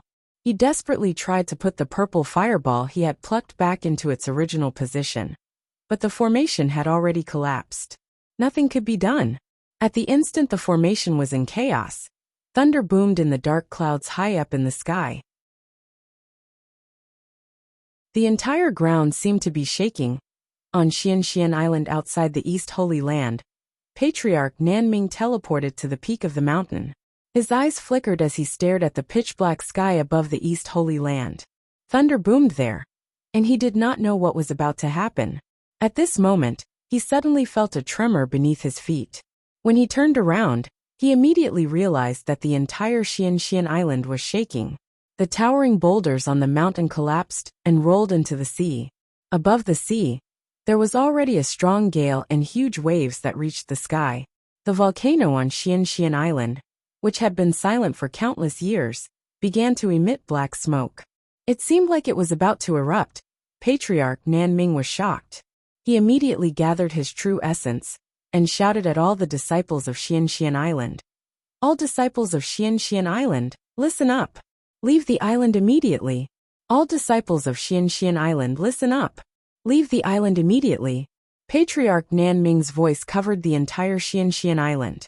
The panicking disciples on the island immediately flew away when they heard his voice. There were probably more than 1,000 of them. Just as Patriarch Nanming flashed into the sky, the volcano on Xianxian Island finally erupted with a boom. The gushing lava instantly engulfed the disciples who could not escape in time. Screams filled the air, and the volcanic ash covered the sky like a dark cloud. As the smoke and dust billowed, Xianxian Island below rumbled again. This time, it did not spew lava again.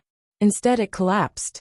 A huge red dragon spread its wings and carried Patriarch Nanming down from the volcanic ash in the sky to the surging sea. It flapped its wings and hovered in the air. Patriarch Nanming's eyes were filled with sorrow as he watched Xianxian Island collapse and sink into the sea. What Patriarch Nanming did not know was that it was not only his Xianxian Island that sank. The 108 islands surrounding the East Holy Land, including Xianxian Island, had all collapsed and sunk into the vast sea. The largest city in the East Holy Land was the Celestial City. At this moment, all the celestial cultivators had flown outside and were watching the huge change in the sky with bewilderment. The sky was dark, and thunder rumbled.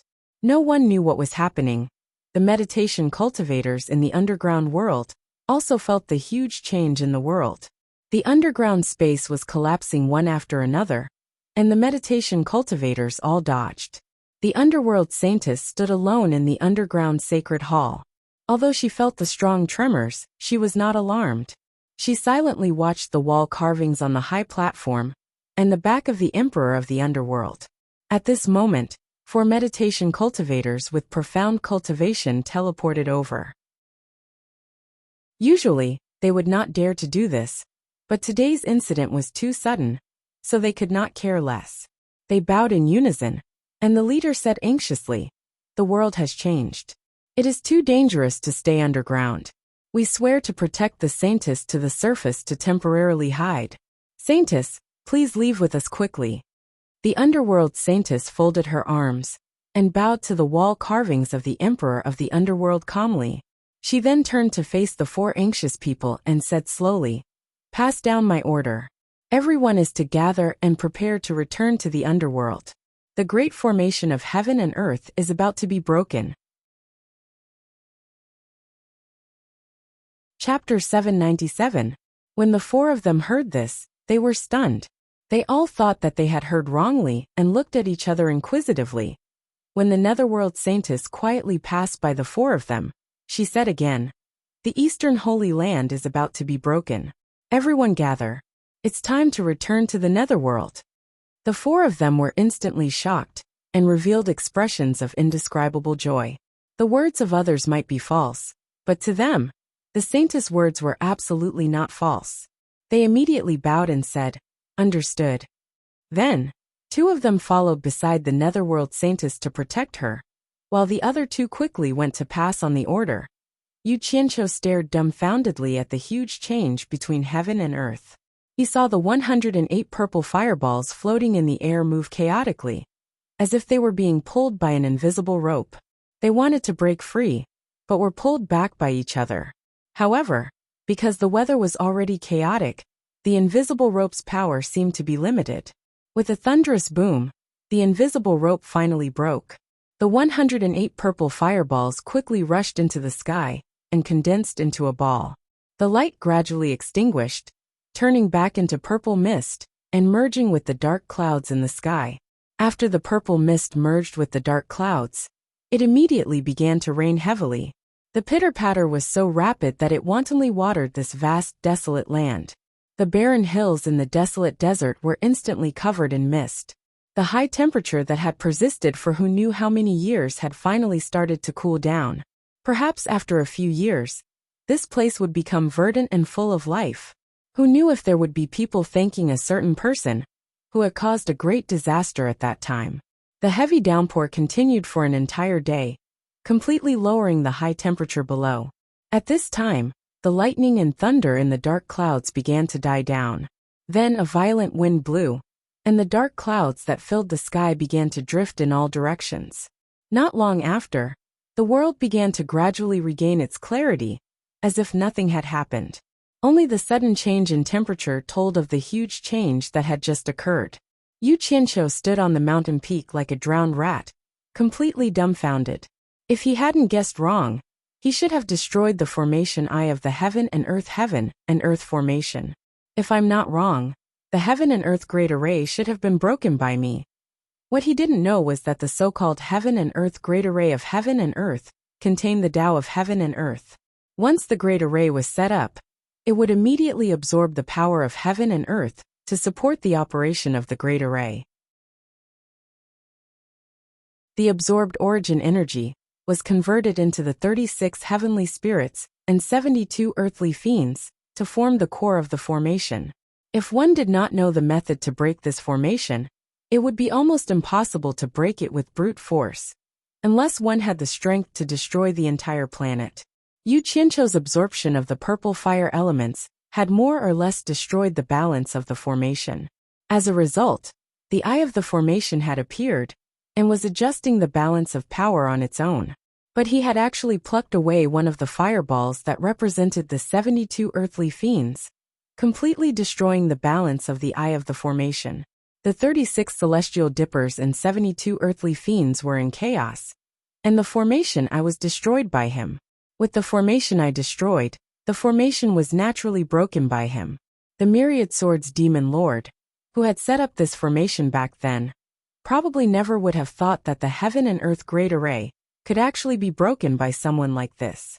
On the tallest building in the immortal city, the Rakshasa, who had already become the actual owner of this place, led a group of people and looked at the dispersing dark clouds in the sky. Everyone felt a little baffled. They did not know why there was thunder and earth quaking. At that moment, a group of meditation cultivators suddenly appeared in the sky. They formed a group and hurried west. The Rakshasa frowned and shouted angrily with a hoarse voice, "Someone go and ask what exactly is going on." Yes, a person behind him quickly caught up to the group of meditation cultivators. After asking around, he quickly flew back and said with cupped hands, "Sky, sky, sky." From the looks of it, he seemed to be so agitated that he did not know what to say. Slap. The Rakshasa immediately gave him a big slap and made him spin around. He shouted angrily, "Sky, what sky? Tell me, what exactly is going on?" That person immediately woke up from the slap, but the agitation on his face did not disperse. He cupped his hands again and reported, "The netherworld cultivators said that the heaven and earth great array has been broken. They want us to quickly return to the celestial world and not be trapped here anymore." "Nonsense. Don't you have a brain?" The Rakshasa shouted angrily and gave him another big slap. This slap was much heavier than the previous one. That person almost fell to the ground on the spot.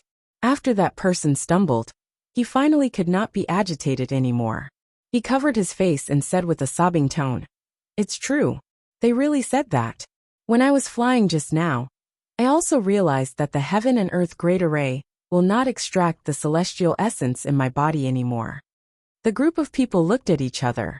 The Rakshasa suddenly looked up into the sky and turned into a stream of light, shooting straight up into the sky.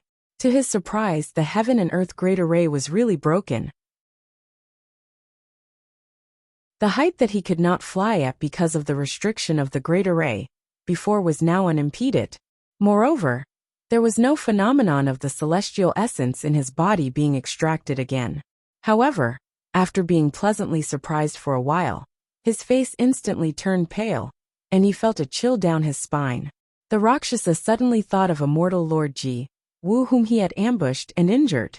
The reason why he ambushed immortal Lord Ji Wu was because he did not want to be restrained by others in this world.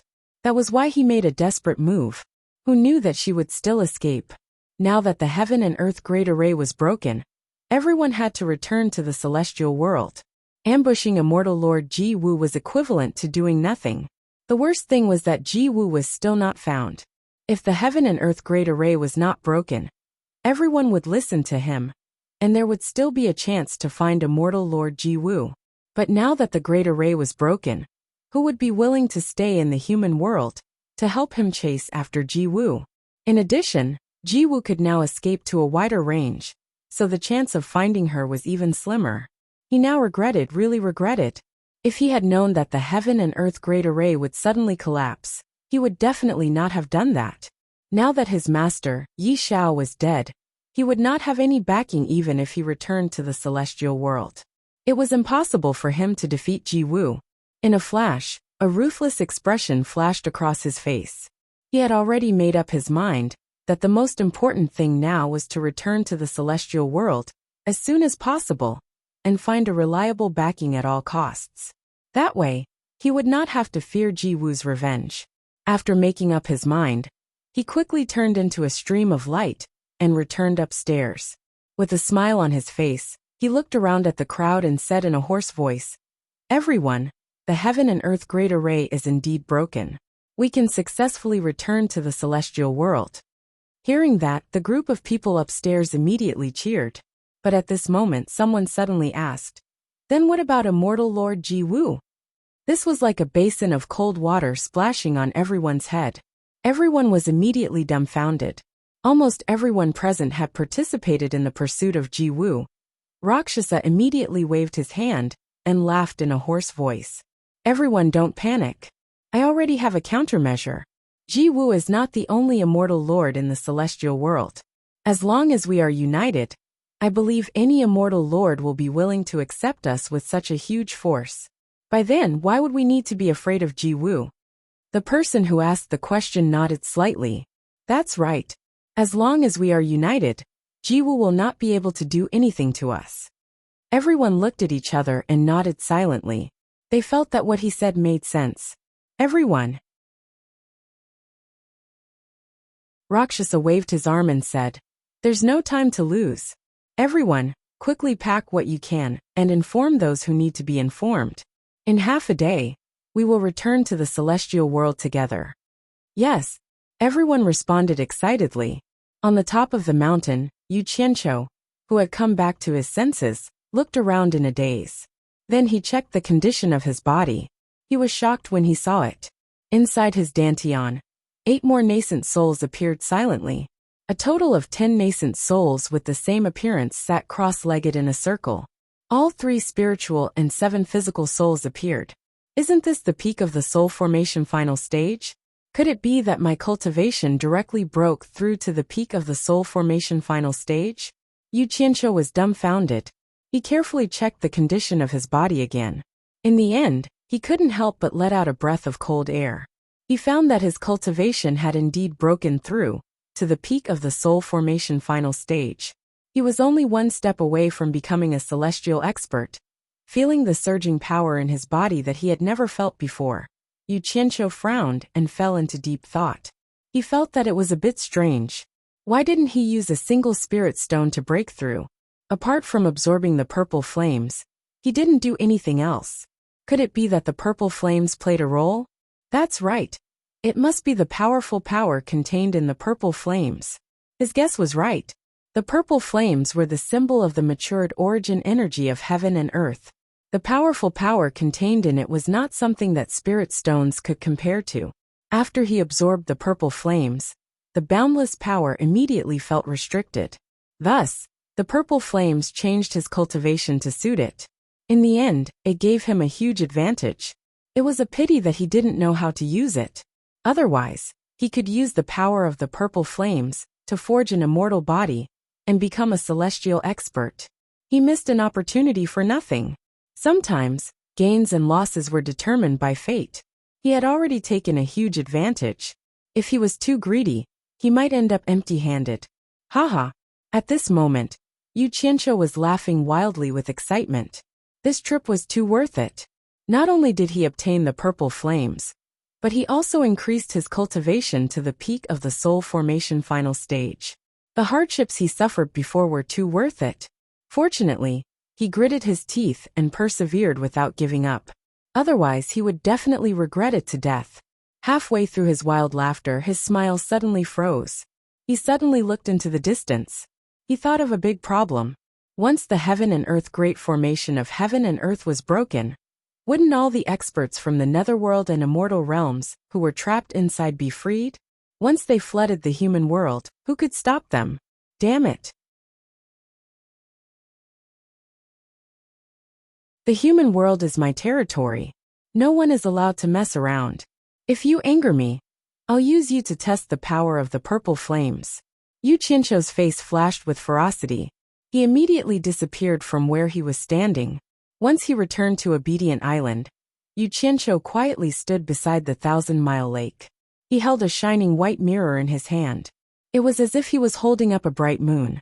The scene that appeared in the mirror was the scene at the entrance of the 9 Netherworld cave in the Yiwen Valley.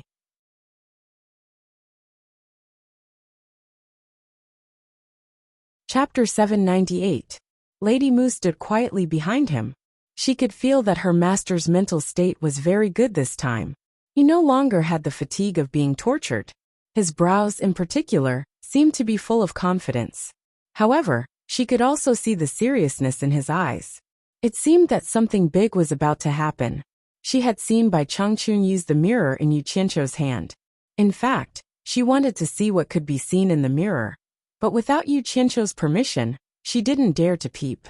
Otherwise, once she violated the taboo, the consequences were not something she could bear. Yu Qianqiu didn't smile cheekily anymore. She also stood behind silently with her head down. The mirror in Yu Qianqiu's hand was called the Heaven's Eye Mirror. It meant that it was the eye of the heavens. It could watch everything quietly. It was a treasure passed down from generation to generation among the torture envoys. It was specially used to control the demon realm. The original owner of this treasure was the Thousand Swords Demon Monarch. In fact, the entire monster ghost realm was just another formation set up by the Thousand Swords demon monarch. This secret was only known to the torture envoys of the monster ghost realm, and it was of great importance. This formation had a very illustrious name. It was called the Demon Spirit Execution Formation. This formation was different from the Heaven and Earth Universe formation, which was purely a defensive formation. It was an extremely powerful killing formation. Once it was activated, almost everyone who broke into it would die.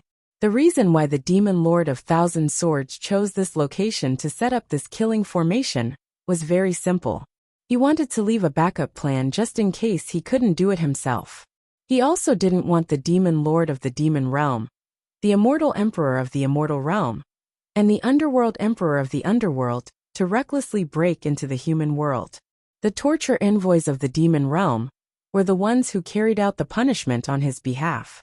This was also the real origin of the name of the torture envoys. However, the area covered by the Demon Spirit Punishing Formation was limited. After including the entrances to the Demon Realm and the Underworld, it couldn't unify the entrances to the Immortal Realm. Therefore, the Demon Spirit Punishing Formation set up an extremely powerful soul transformation, smoke at the entrance to the Immortal Realm. Immortal Emperor Jin Tai couldn't come to the human world, even if he wanted to. Unless he wanted to die, the only way was to use the Underworld Realm and come out from the Underworld Cave. The Myriad Swords Fiend Lord's intentions were obvious. This Face Spirit Slaughtering Formation was mainly meant to deal with the big shots of the Immortal, Nether, and Demon realms. He seemed to want to tell the three of them that even if he died, he would lock them up and not let them do whatever they wanted. The Heaven's Eye mirror in Yu Qianqiu's hand was the eye of this formation, and also the key to activating the Demonic Spirit Punishing Formation. Once the Killing Formation was activated, it would instantly bathe the entire Demon Ghost region in blood and refine the countless demon ghosts within the Demon Ghost region. This was the peerless name of the Demon Ghost Celestial Eradication Formation. The more demonic ghosts they refined, the more powerful the Killing Formation would be. This was also the main reason why the torturing commissioners kept demonic ghosts and never let them out of the domain of demons and ghosts. Once the demonic monarch of the Devil Realm, the Immortal Emperor of the Immortal Realm, and the Emperor of the Underworld barged into this place, the torture commissioner would activate the Killing Formation. Even if the three of them survived, they wouldn't have a good ending.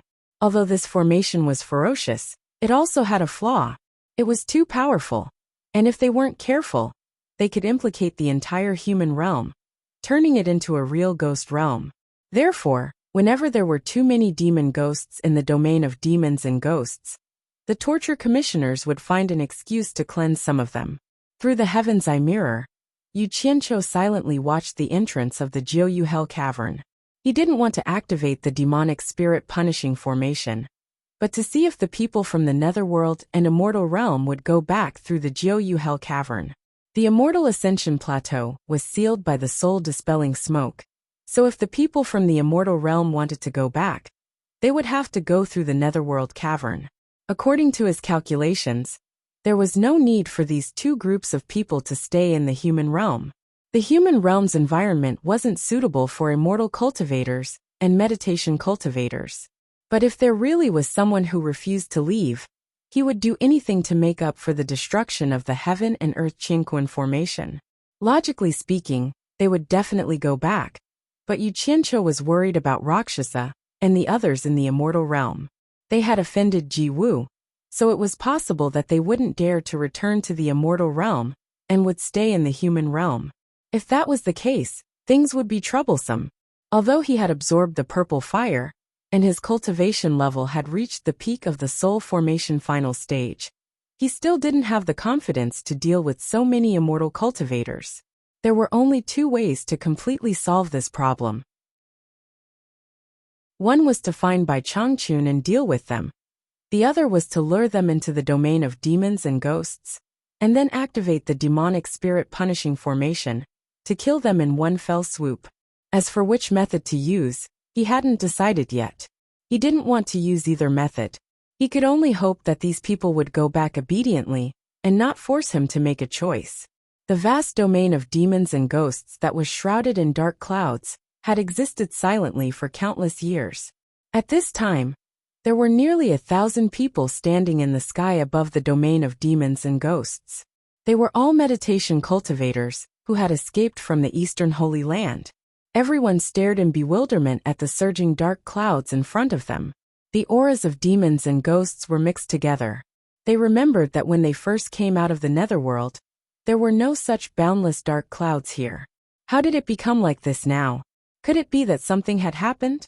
The netherworld saintess, who had witnessed all this, had closed her eyes and been silent for a long time. Almost all the meditation cultivators' gazes were focused on her, waiting for her instructions. Although her experience was shallow and her cultivation level wasn't that great, everyone believed her words without a doubt.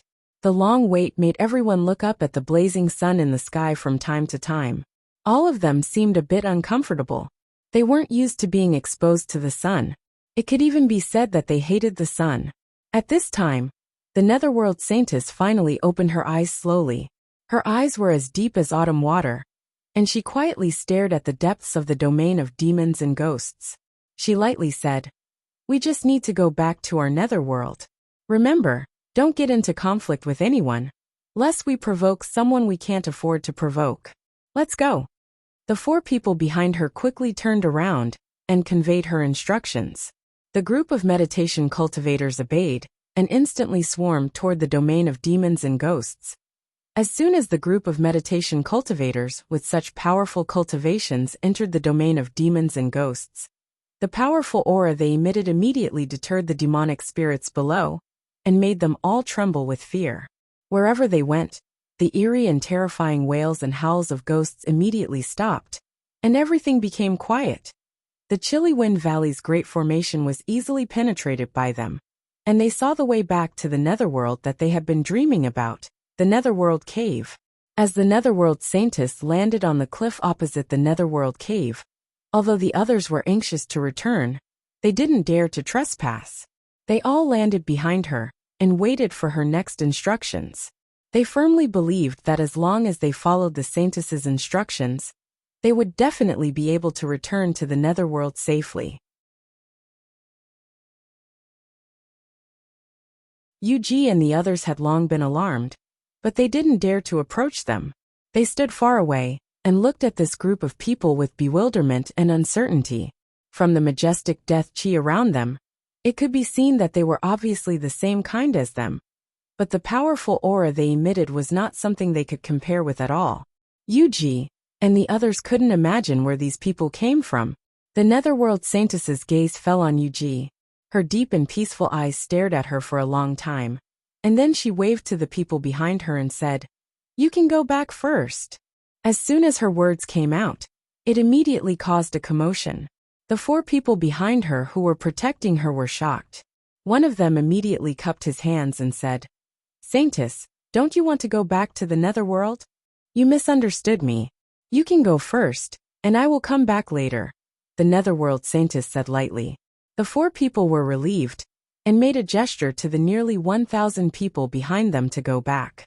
The group of meditation cultivators immediately became excited, but in front of the Saintess, they still maintained their order and didn't appear crowded. One after another, they turned into flowing lights and shot into the 9th Netherworld Cave. However, the Saintess's 4 guards didn't leave, and they still surrounded and protected her. In the end, only the 5 of them were left on the cliff.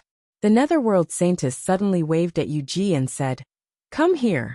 Yuji was shocked, but she could tell from their conversation just now that these people were from the netherworld, and she couldn't afford to offend them at all. She gritted her teeth and was about to go forward, but the group of ghost generals behind her cried out in alarm, "Madam, you can't." Yuji turned around and forced a smile, saying, "It's okay, don't worry." Then she teleported in front of the Netherworld Saintess and looked at the 4 men behind her, who were staring at her with cold expressions. She quickly looked away and didn't dare to look at them. She bowed and said, "Senior, why did you summon me?" The Netherworld Saintess looked at her silently for a while, and suddenly took out a small black token and handed it over, saying, If you encounter any trouble in the netherworld in the future, this might be able to help you a little. Yuji was startled, but she still took it and bowed respectfully, saying, "Thank you, senior." But in her heart she was puzzled. I won't have the chance to go to the netherworld in my life, so why would I encounter any trouble in the netherworld? Not to mention her. Even the 4 people behind the netherworld saintess were a little surprised. They looked at each other, and didn't know why the saintess would favor this small ghost cultivator in the mortal world. The netherworld saintess didn't say much, and just suddenly raised her head, and looked in the direction of Obedient Island. And on Obedient Island, Yu Qianqiu was also looking at her through the Heaven Eye mirror. Their gazes met unexpectedly in the mirror, and it seemed like they were looking at each other. Yu Qianqiu was slightly startled, and he muttered in his heart, "This woman is so strange, could it be that she knows I'm looking at her?" While he was puzzled, the netherworld saintess and the other 4 had already turned into flowing lights, and flashed into the 9th netherworld cave. The vast East Sea waves surged, and Patriarch Nanming stood on the red dragon that was flapping its wings in the air. Behind him were the surviving disciples of Xianxian Island, and Xianxian Island had long disappeared in the turbulent sea. Patriarch Nanming, who was originally sad, was now staring at the East Sacred Land with his mouth agape. The group of disciples behind him were also stunned. The East Sacred Land that had been shrouded by the white fog for countless years. The white fog that never dissipated disappeared after a great change, and the mysterious veil of the East Sacred Land was finally lifted. What terrified him the most was that he actually saw a group of people flying out of the East Sacred Land at high speed. Could it be that the East Sacred Land has already? An unimaginable thought appeared in Patriarch Nanming's mind. However, at this moment, another group of densely packed flowing lights flew over from the East Sacred Land, and quickly flew over their heads. There were also flowing lights that appeared in the sky. After that person silently sized them up for a while, he turned into a flowing light and flew away.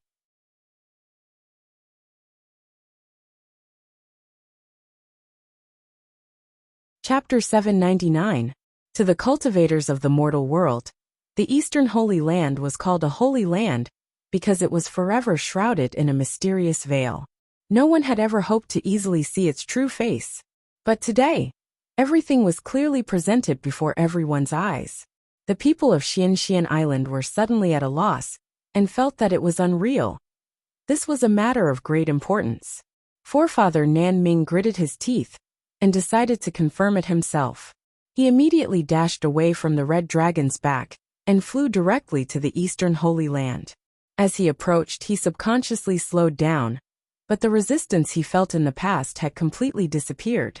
Although Forefather Nanming had guessed this possibility, he still couldn't help but be shocked. He landed lightly on a towering reef by the sea. Waves crashed against the shore, and the sea breeze blew. Forefather Nanming looked around, and cast his gaze towards the depths of this continent. In the distance, there were undulating mountain ranges, lush forests, and birds flying freely in the sky. On the outside, it looked no different from the other continents in the mortal world. He wanted to take a closer look, but subconsciously, he was still afraid of this holy land. Since he had confirmed that the seal on the Eastern Holy Land had been completely opened, there was no need to take any more risks. Forefather Nanming quickly flew back to the disciples, and said with a serious expression, "The world has changed, and the Eastern Holy Land has been opened. It is not advisable to stay here for long. Go to the Southern Sea Purple Bamboo Forest to rest for the time being. I will go inform Mr. Nongzhu first." "Yes," the disciples replied in unison. The red dragon flapped its wings, and carried Forefather Nanming away, quickly disappearing into the distant horizon. Thousands of immortal cultivators flew across the sky, and the first place they entered was the airspace of the Huaxia cultivation world. To mortals in the mortal world, with their eyesight, not many could see the immortals flying in the sky. However, to the cultivators below, they might not have noticed if there were few of them. But how could they not notice, when so many of them appeared at the same time? The people of the Huaxia Cultivation Alliance thought it was another surprise attack from the other countries, and immediately sent people to stop them. However, they realized that by the time they took to the sky, the immortals had already flown far away. Their speed was so fast that they could only look at them in the dust. The majestic aura that remained in the air made everyone tremble. They felt a powerful aura that they had never felt before. A powerful aura that made them tremble. All of them stared dumbfoundedly at the speck of light that quickly disappeared into the distance. The colorful mist of the dense fog forest was still drifting slowly.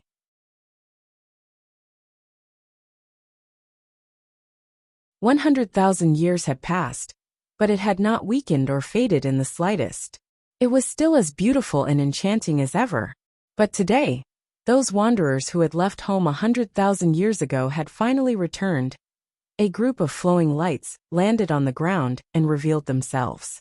Rakshasa led thousands of immortal cultivators to descend on the wasteland at the periphery of the mist forest. Seeing the magnificent seven-colored mist in front of them, all of them turned pale with fright. Many of them exclaimed, "Soul formation smoke." Everyone was dumbfounded. This result was far beyond their expectations. Never in their wildest dreams would they have encountered such a thing. The excitement of returning to the immortal world instantly vanished, and his heart turned cold. Luo Sha's expression also changed drastically. After gnashing his teeth, he roared angrily in a hoarse voice. "Who did it? Who did this?" Behind the anger was fear and dread. If everyone could not return to the immortal world, the consequences would be terrible. Once Jiwu's injuries were healed, they would be like lambs trapped in a cage, waiting to be slaughtered. No one could answer his question. Everyone else also wanted to know who could actually do such a wicked thing. They had finally escaped the heaven and earth universe formation. Just as they were about to return home, they suddenly realized that there was no way back. How could they endure this? Anger, despair, sorrow, and not knowing whether to laugh or cry filled everyone's faces. After taking a deep breath, Luo Sha forcibly suppressed his emotions that were about to explode. He knew that it was useless to be anxious at this time. Finding a way to solve the problem was the key. He slowly turned around and swept his gaze across everyone. "With just us, it is impossible to overcome this hurdle of the soul formation smoke. Everyone, please come up with an idea. Let's see if there is any other way." Many people shook their heads in despair. After everyone was silent for a long time, someone suddenly sighed. "I wonder if those people from the Netherworld realm are as unlucky as us. I wonder what the situation at the 9th Netherworld cave is. Could it have also been blocked by someone with the soul formation smoke?" Hearing this, someone immediately did not know whether to laugh or cry. "You still have the time to worry about them? So what if the 9th Netherworld cave is not blocked? Do you still think that the Netherworld realm will lend us a way back to the immortal world?" Everyone sighed. Everyone knew that the Netherworld Emperor and the Immortal Emperor did not get along. From top to bottom, the relationship between the immortal world and the Netherworld was naturally not much better. Luo Sha's eyes flickered, and he slowly said in a hoarse voice, "The 9th Netherworld cave is our last hope. Without enough people, the Netherworld realm will definitely stop us from passing through. However, we have thousands of immortal cultivators here. Even the Netherworld Emperor will not rashly punish us. If he really does that, I'm afraid that even the Immortal Emperor will not be able to withstand the pressure. Unless the Netherworld wants to start a war with the immortal world. Besides, what can we do if we don't try? It's better than staying here and waiting for Jiwu to kill us." His words were actually a bit against his will.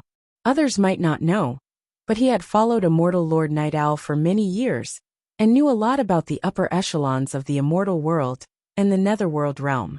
For people like the Immortal Emperor and the Netherworld Emperor, even if tens of thousands or hundreds of thousands of immortal cultivators died, they might not even bat an eye, let alone thousands of immortal cultivators. To them, the immortal cultivators below them were no different from ants. Unless it was related to their own interests, they would only use the word righteousness when they attacked to Luo Sha. He was the mastermind behind the sneak attack on Jiwu. Jiwu might let anyone go, but not him. Thus, he had to find a way to leave and return to the immortal world as soon as possible to find a life-saving backer. The reason why he pulled everyone together was just as he said. With a large group of people, it would be easier to find a backer when they returned to the immortal world. Moreover, they would have a greater chance of passing through the netherworld. Hearing his words, everyone nodded in agreement. Although some people knew about Luo Sha's little scheme, they were not stupid. They would not express their objections at this time if they could not win. In the end, under Luo Sha's instigation, a large group of people headed towards the 9th netherworld cave full of hope.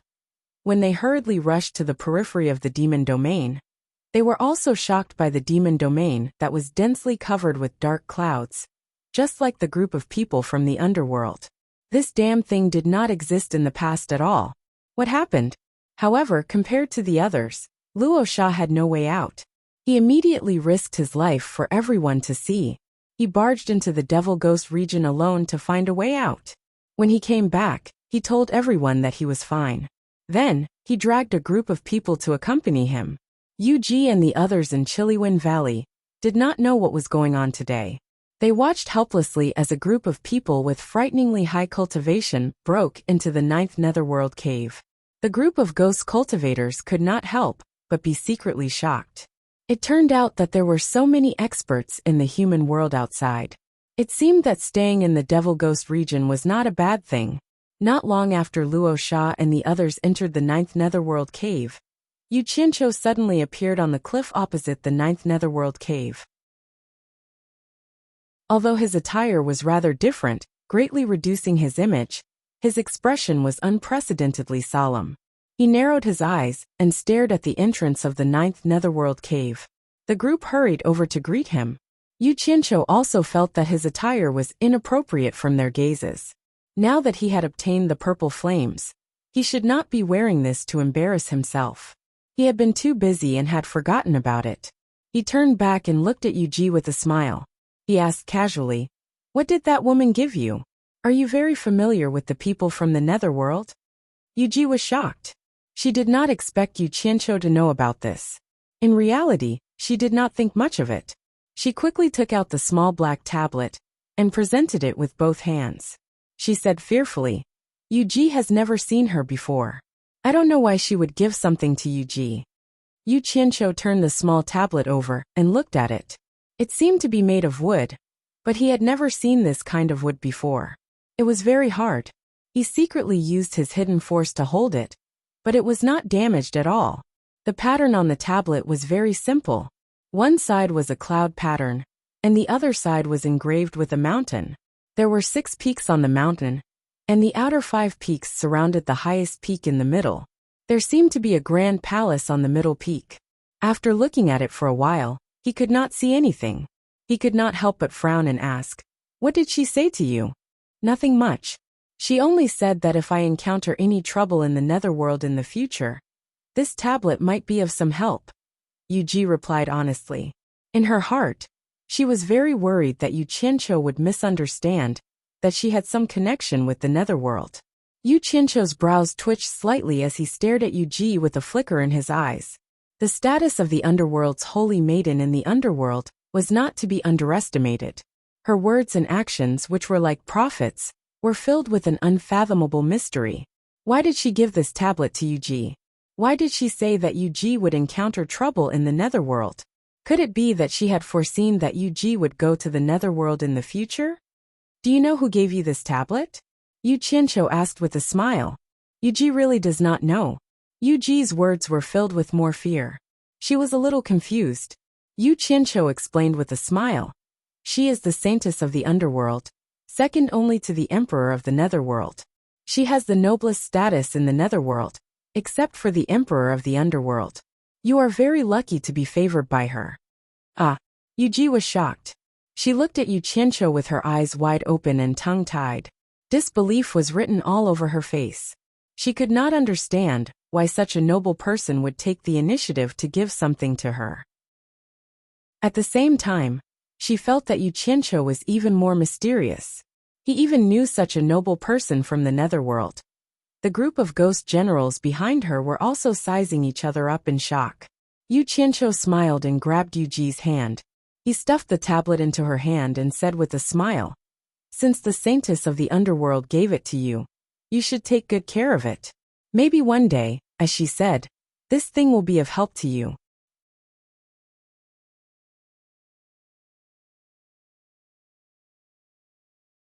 Chapter 800. Hearing his words, Yu became even more terrified and didn't dare to keep it. She wanted to say something like offering it to her teacher. But Yu Qianqiu waved his hand and said indifferently, "Keep it. Don't lose it." As he spoke, the 9th netherworld cave suddenly changed again, and a chilly wind blew wildly. Yu Qianqiu's eyes flashed, and he shot into the 9th netherworld cave. He flew quickly along the passageway, holding a ball of purple fire in each of his palms as a precaution. With his current cultivation and immunity to the chilly wind and evil spirit in the netherworld cave, his journey was almost unimpeded, and he directly rushed to the end of the netherworld cave.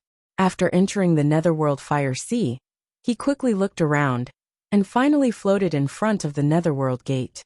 Looking at the seamlessly closed ghost gate, he withdrew the purple fire in his palms into his body. He checked along the way and didn't see anyone. Obviously, the intruders had all entered this gate. This was what he hoped to see. After sending away the group of pests, he finally heaved a sigh of relief. As for whether there were any survivors in the human world outside, it was no longer important. Although a group of them was terrifying, he was confident that he could deal with a few clowns with the ferocity of the purple fire. Today, he had already regarded the human world as his own territory, and he wouldn't allow outsiders to trample on it. With his cultivation and means at this level, his strong self-confidence had already made him somewhat similar to Bai Changchun's thoughts. He had unknowingly carried a heavy burden on his shoulders, and subconsciously felt that he had the responsibility to maintain the peace of the human world. It was also from this day onwards that the change in his cultivation and thinking allowed him to truly transform into a real Devil Ghost Region torturer. The new generation of Devil Ghost Region torturer finally began to look down on the world. This was Bai Changchun's unique choice, and reality proved that he didn't choose the wrong person. After returning to Shuntian Island, Yu Qianqiu's body flashed with a purple light, and his fur clothes instantly turned into ashes. This scene made Lady Mu tremble with fear. The torturer really hid his strength well. Occasionally, he would show his unparalleled strength with every move he made, and it wasn't something a little demon like her could covet. Yu Qianqiu swung his braids, and with a swish, the braids scattered and became strands of long hair. He didn't care that he was completely naked in front of Lady Mu. He took out a yellow pill, rubbed it into powder, mixed it with water, and smeared it all over his body. After a layer of paste was formed, he jumped into the 1,000-mile lake to wash himself.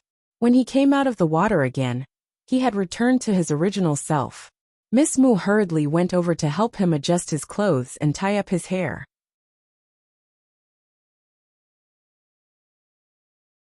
Then, she watched as Yu Qianqiu walked steadily towards the big house in the center of the island. Lady Mu suddenly felt as if she was looking at her boss with that kind of confidence and calmness. Yu Qianqiu sat cross-legged inside the large room. He spread out his palms, each emitting a purple flame. After silently admiring it for a while, a ball of black fire and a ball of green fire appeared. The 3 brightly colored flames burned and danced. What he wanted to do the most at the moment was to fuse the 3 flames into the true Samadhi fire, which even immortal emperors were afraid of, and he was ready to try it. Looking around, he couldn't help but sigh. It was on this obedient island that he first heard Healy talk about the true Samadhi fire. Now things were the same, but people were different. He didn't think that he would one day collect all 3 types of true Samadhi fire, and he didn't think that he would become the master of the demon domain. After sighing, he took a deep breath and withdrew the flames into his body.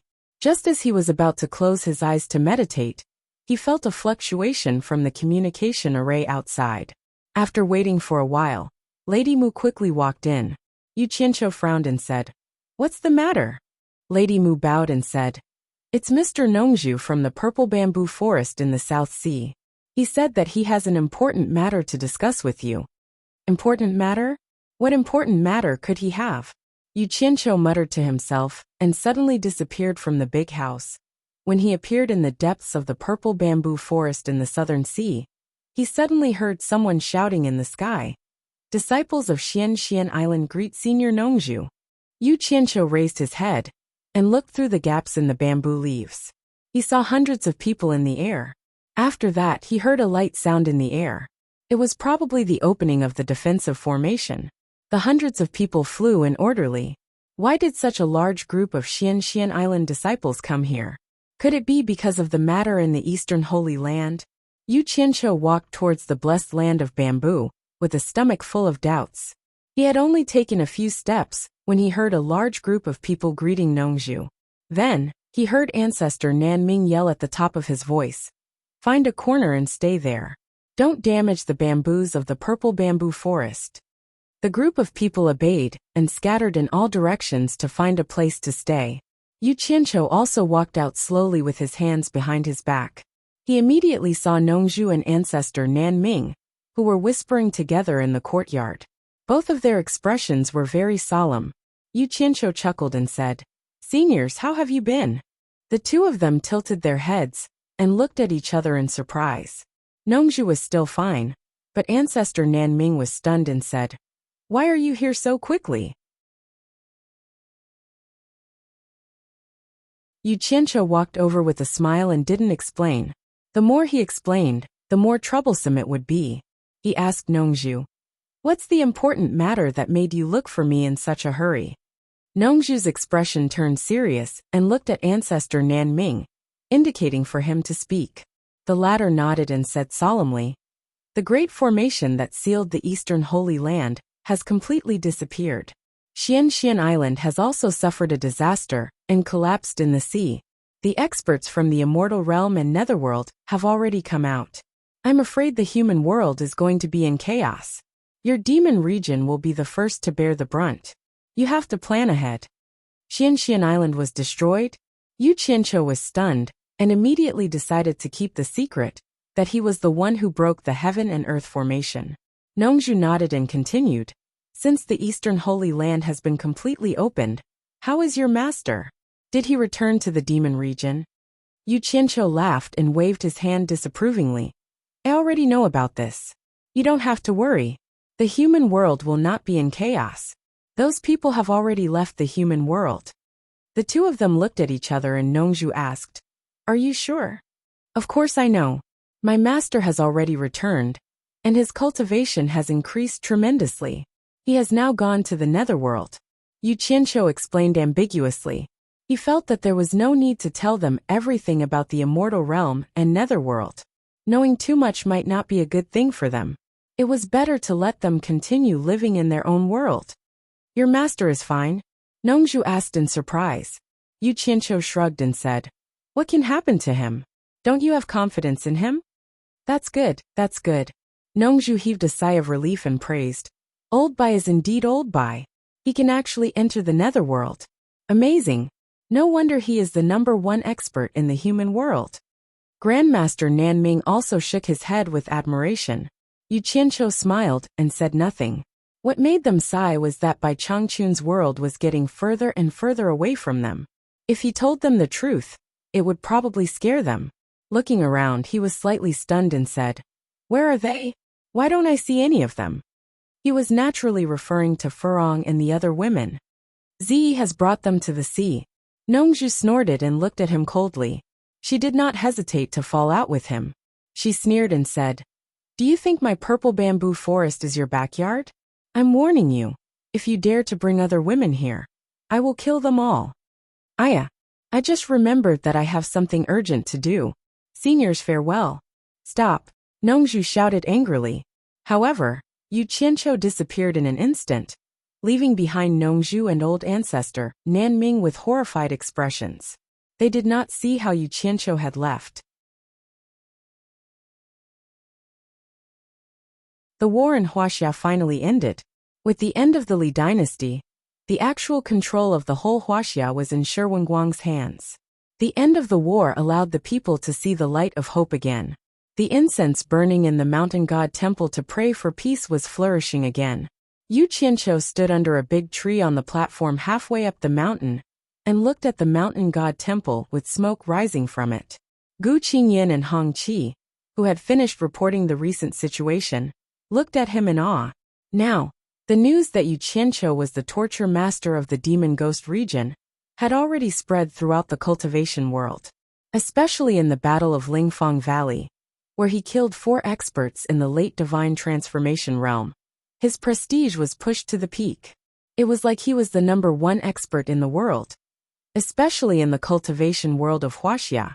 Yu Qianqiu, who had been the idol of the grassroots disciples of various sects, had now climbed to the peak of the cultivation world and received the admiration of the people in the world, dazzling those grassroots disciples even more. After all, the grassroots disciples occupied the majority of the sections. As the representative of the grassroots disciples, Yu Qianqiu had undoubtedly realized the ideal in everyone's hearts. Therefore, the whole cultivation world of Huaxia set off a craze of crazy worship for him. With Yu Qianqiu's current prestige, the sects did not dare to suppress this craze in their sects anymore. For a time, the new torture master of the demon ghost region was almost a legend by word of mouth. It's time for you to expand your power. Go out of the cultivation world of Huaxia and unite the rogue cultivators in the world. Yu Qianqiu turned to face the two and said lightly, "Be careful to keep a low profile. Don't make the countries desperate and fight back. You can secretly negotiate with the World Chamber of Commerce about this. Just tell them that I said it, and they will naturally cooperate." "Yes," the two replied in unison. Hong Qi then cupped his hands with a fiery gaze and said, "Master, the Shi family is about to ascend the throne of Huaxia in a few days. I, Shi Xiaotian, would like to invite you." Yu Qianqiu waved his hand and said, "From today onwards, I won't directly intervene in the affairs of the secular world. You are also not allowed to interfere in the affairs of the secular world of Huaxia. At the same time, send people to warn the various sects in Huaxia that they are not allowed to intervene, or else they will have to bear the consequences. Let the secular world solve its own affairs, and the cultivation world must gradually break away from the secular world. This is my ultimate goal. You just need to pay attention in secret. Call back all the people protecting Shi Wenguang, and pass on my words to Shi Wenguang.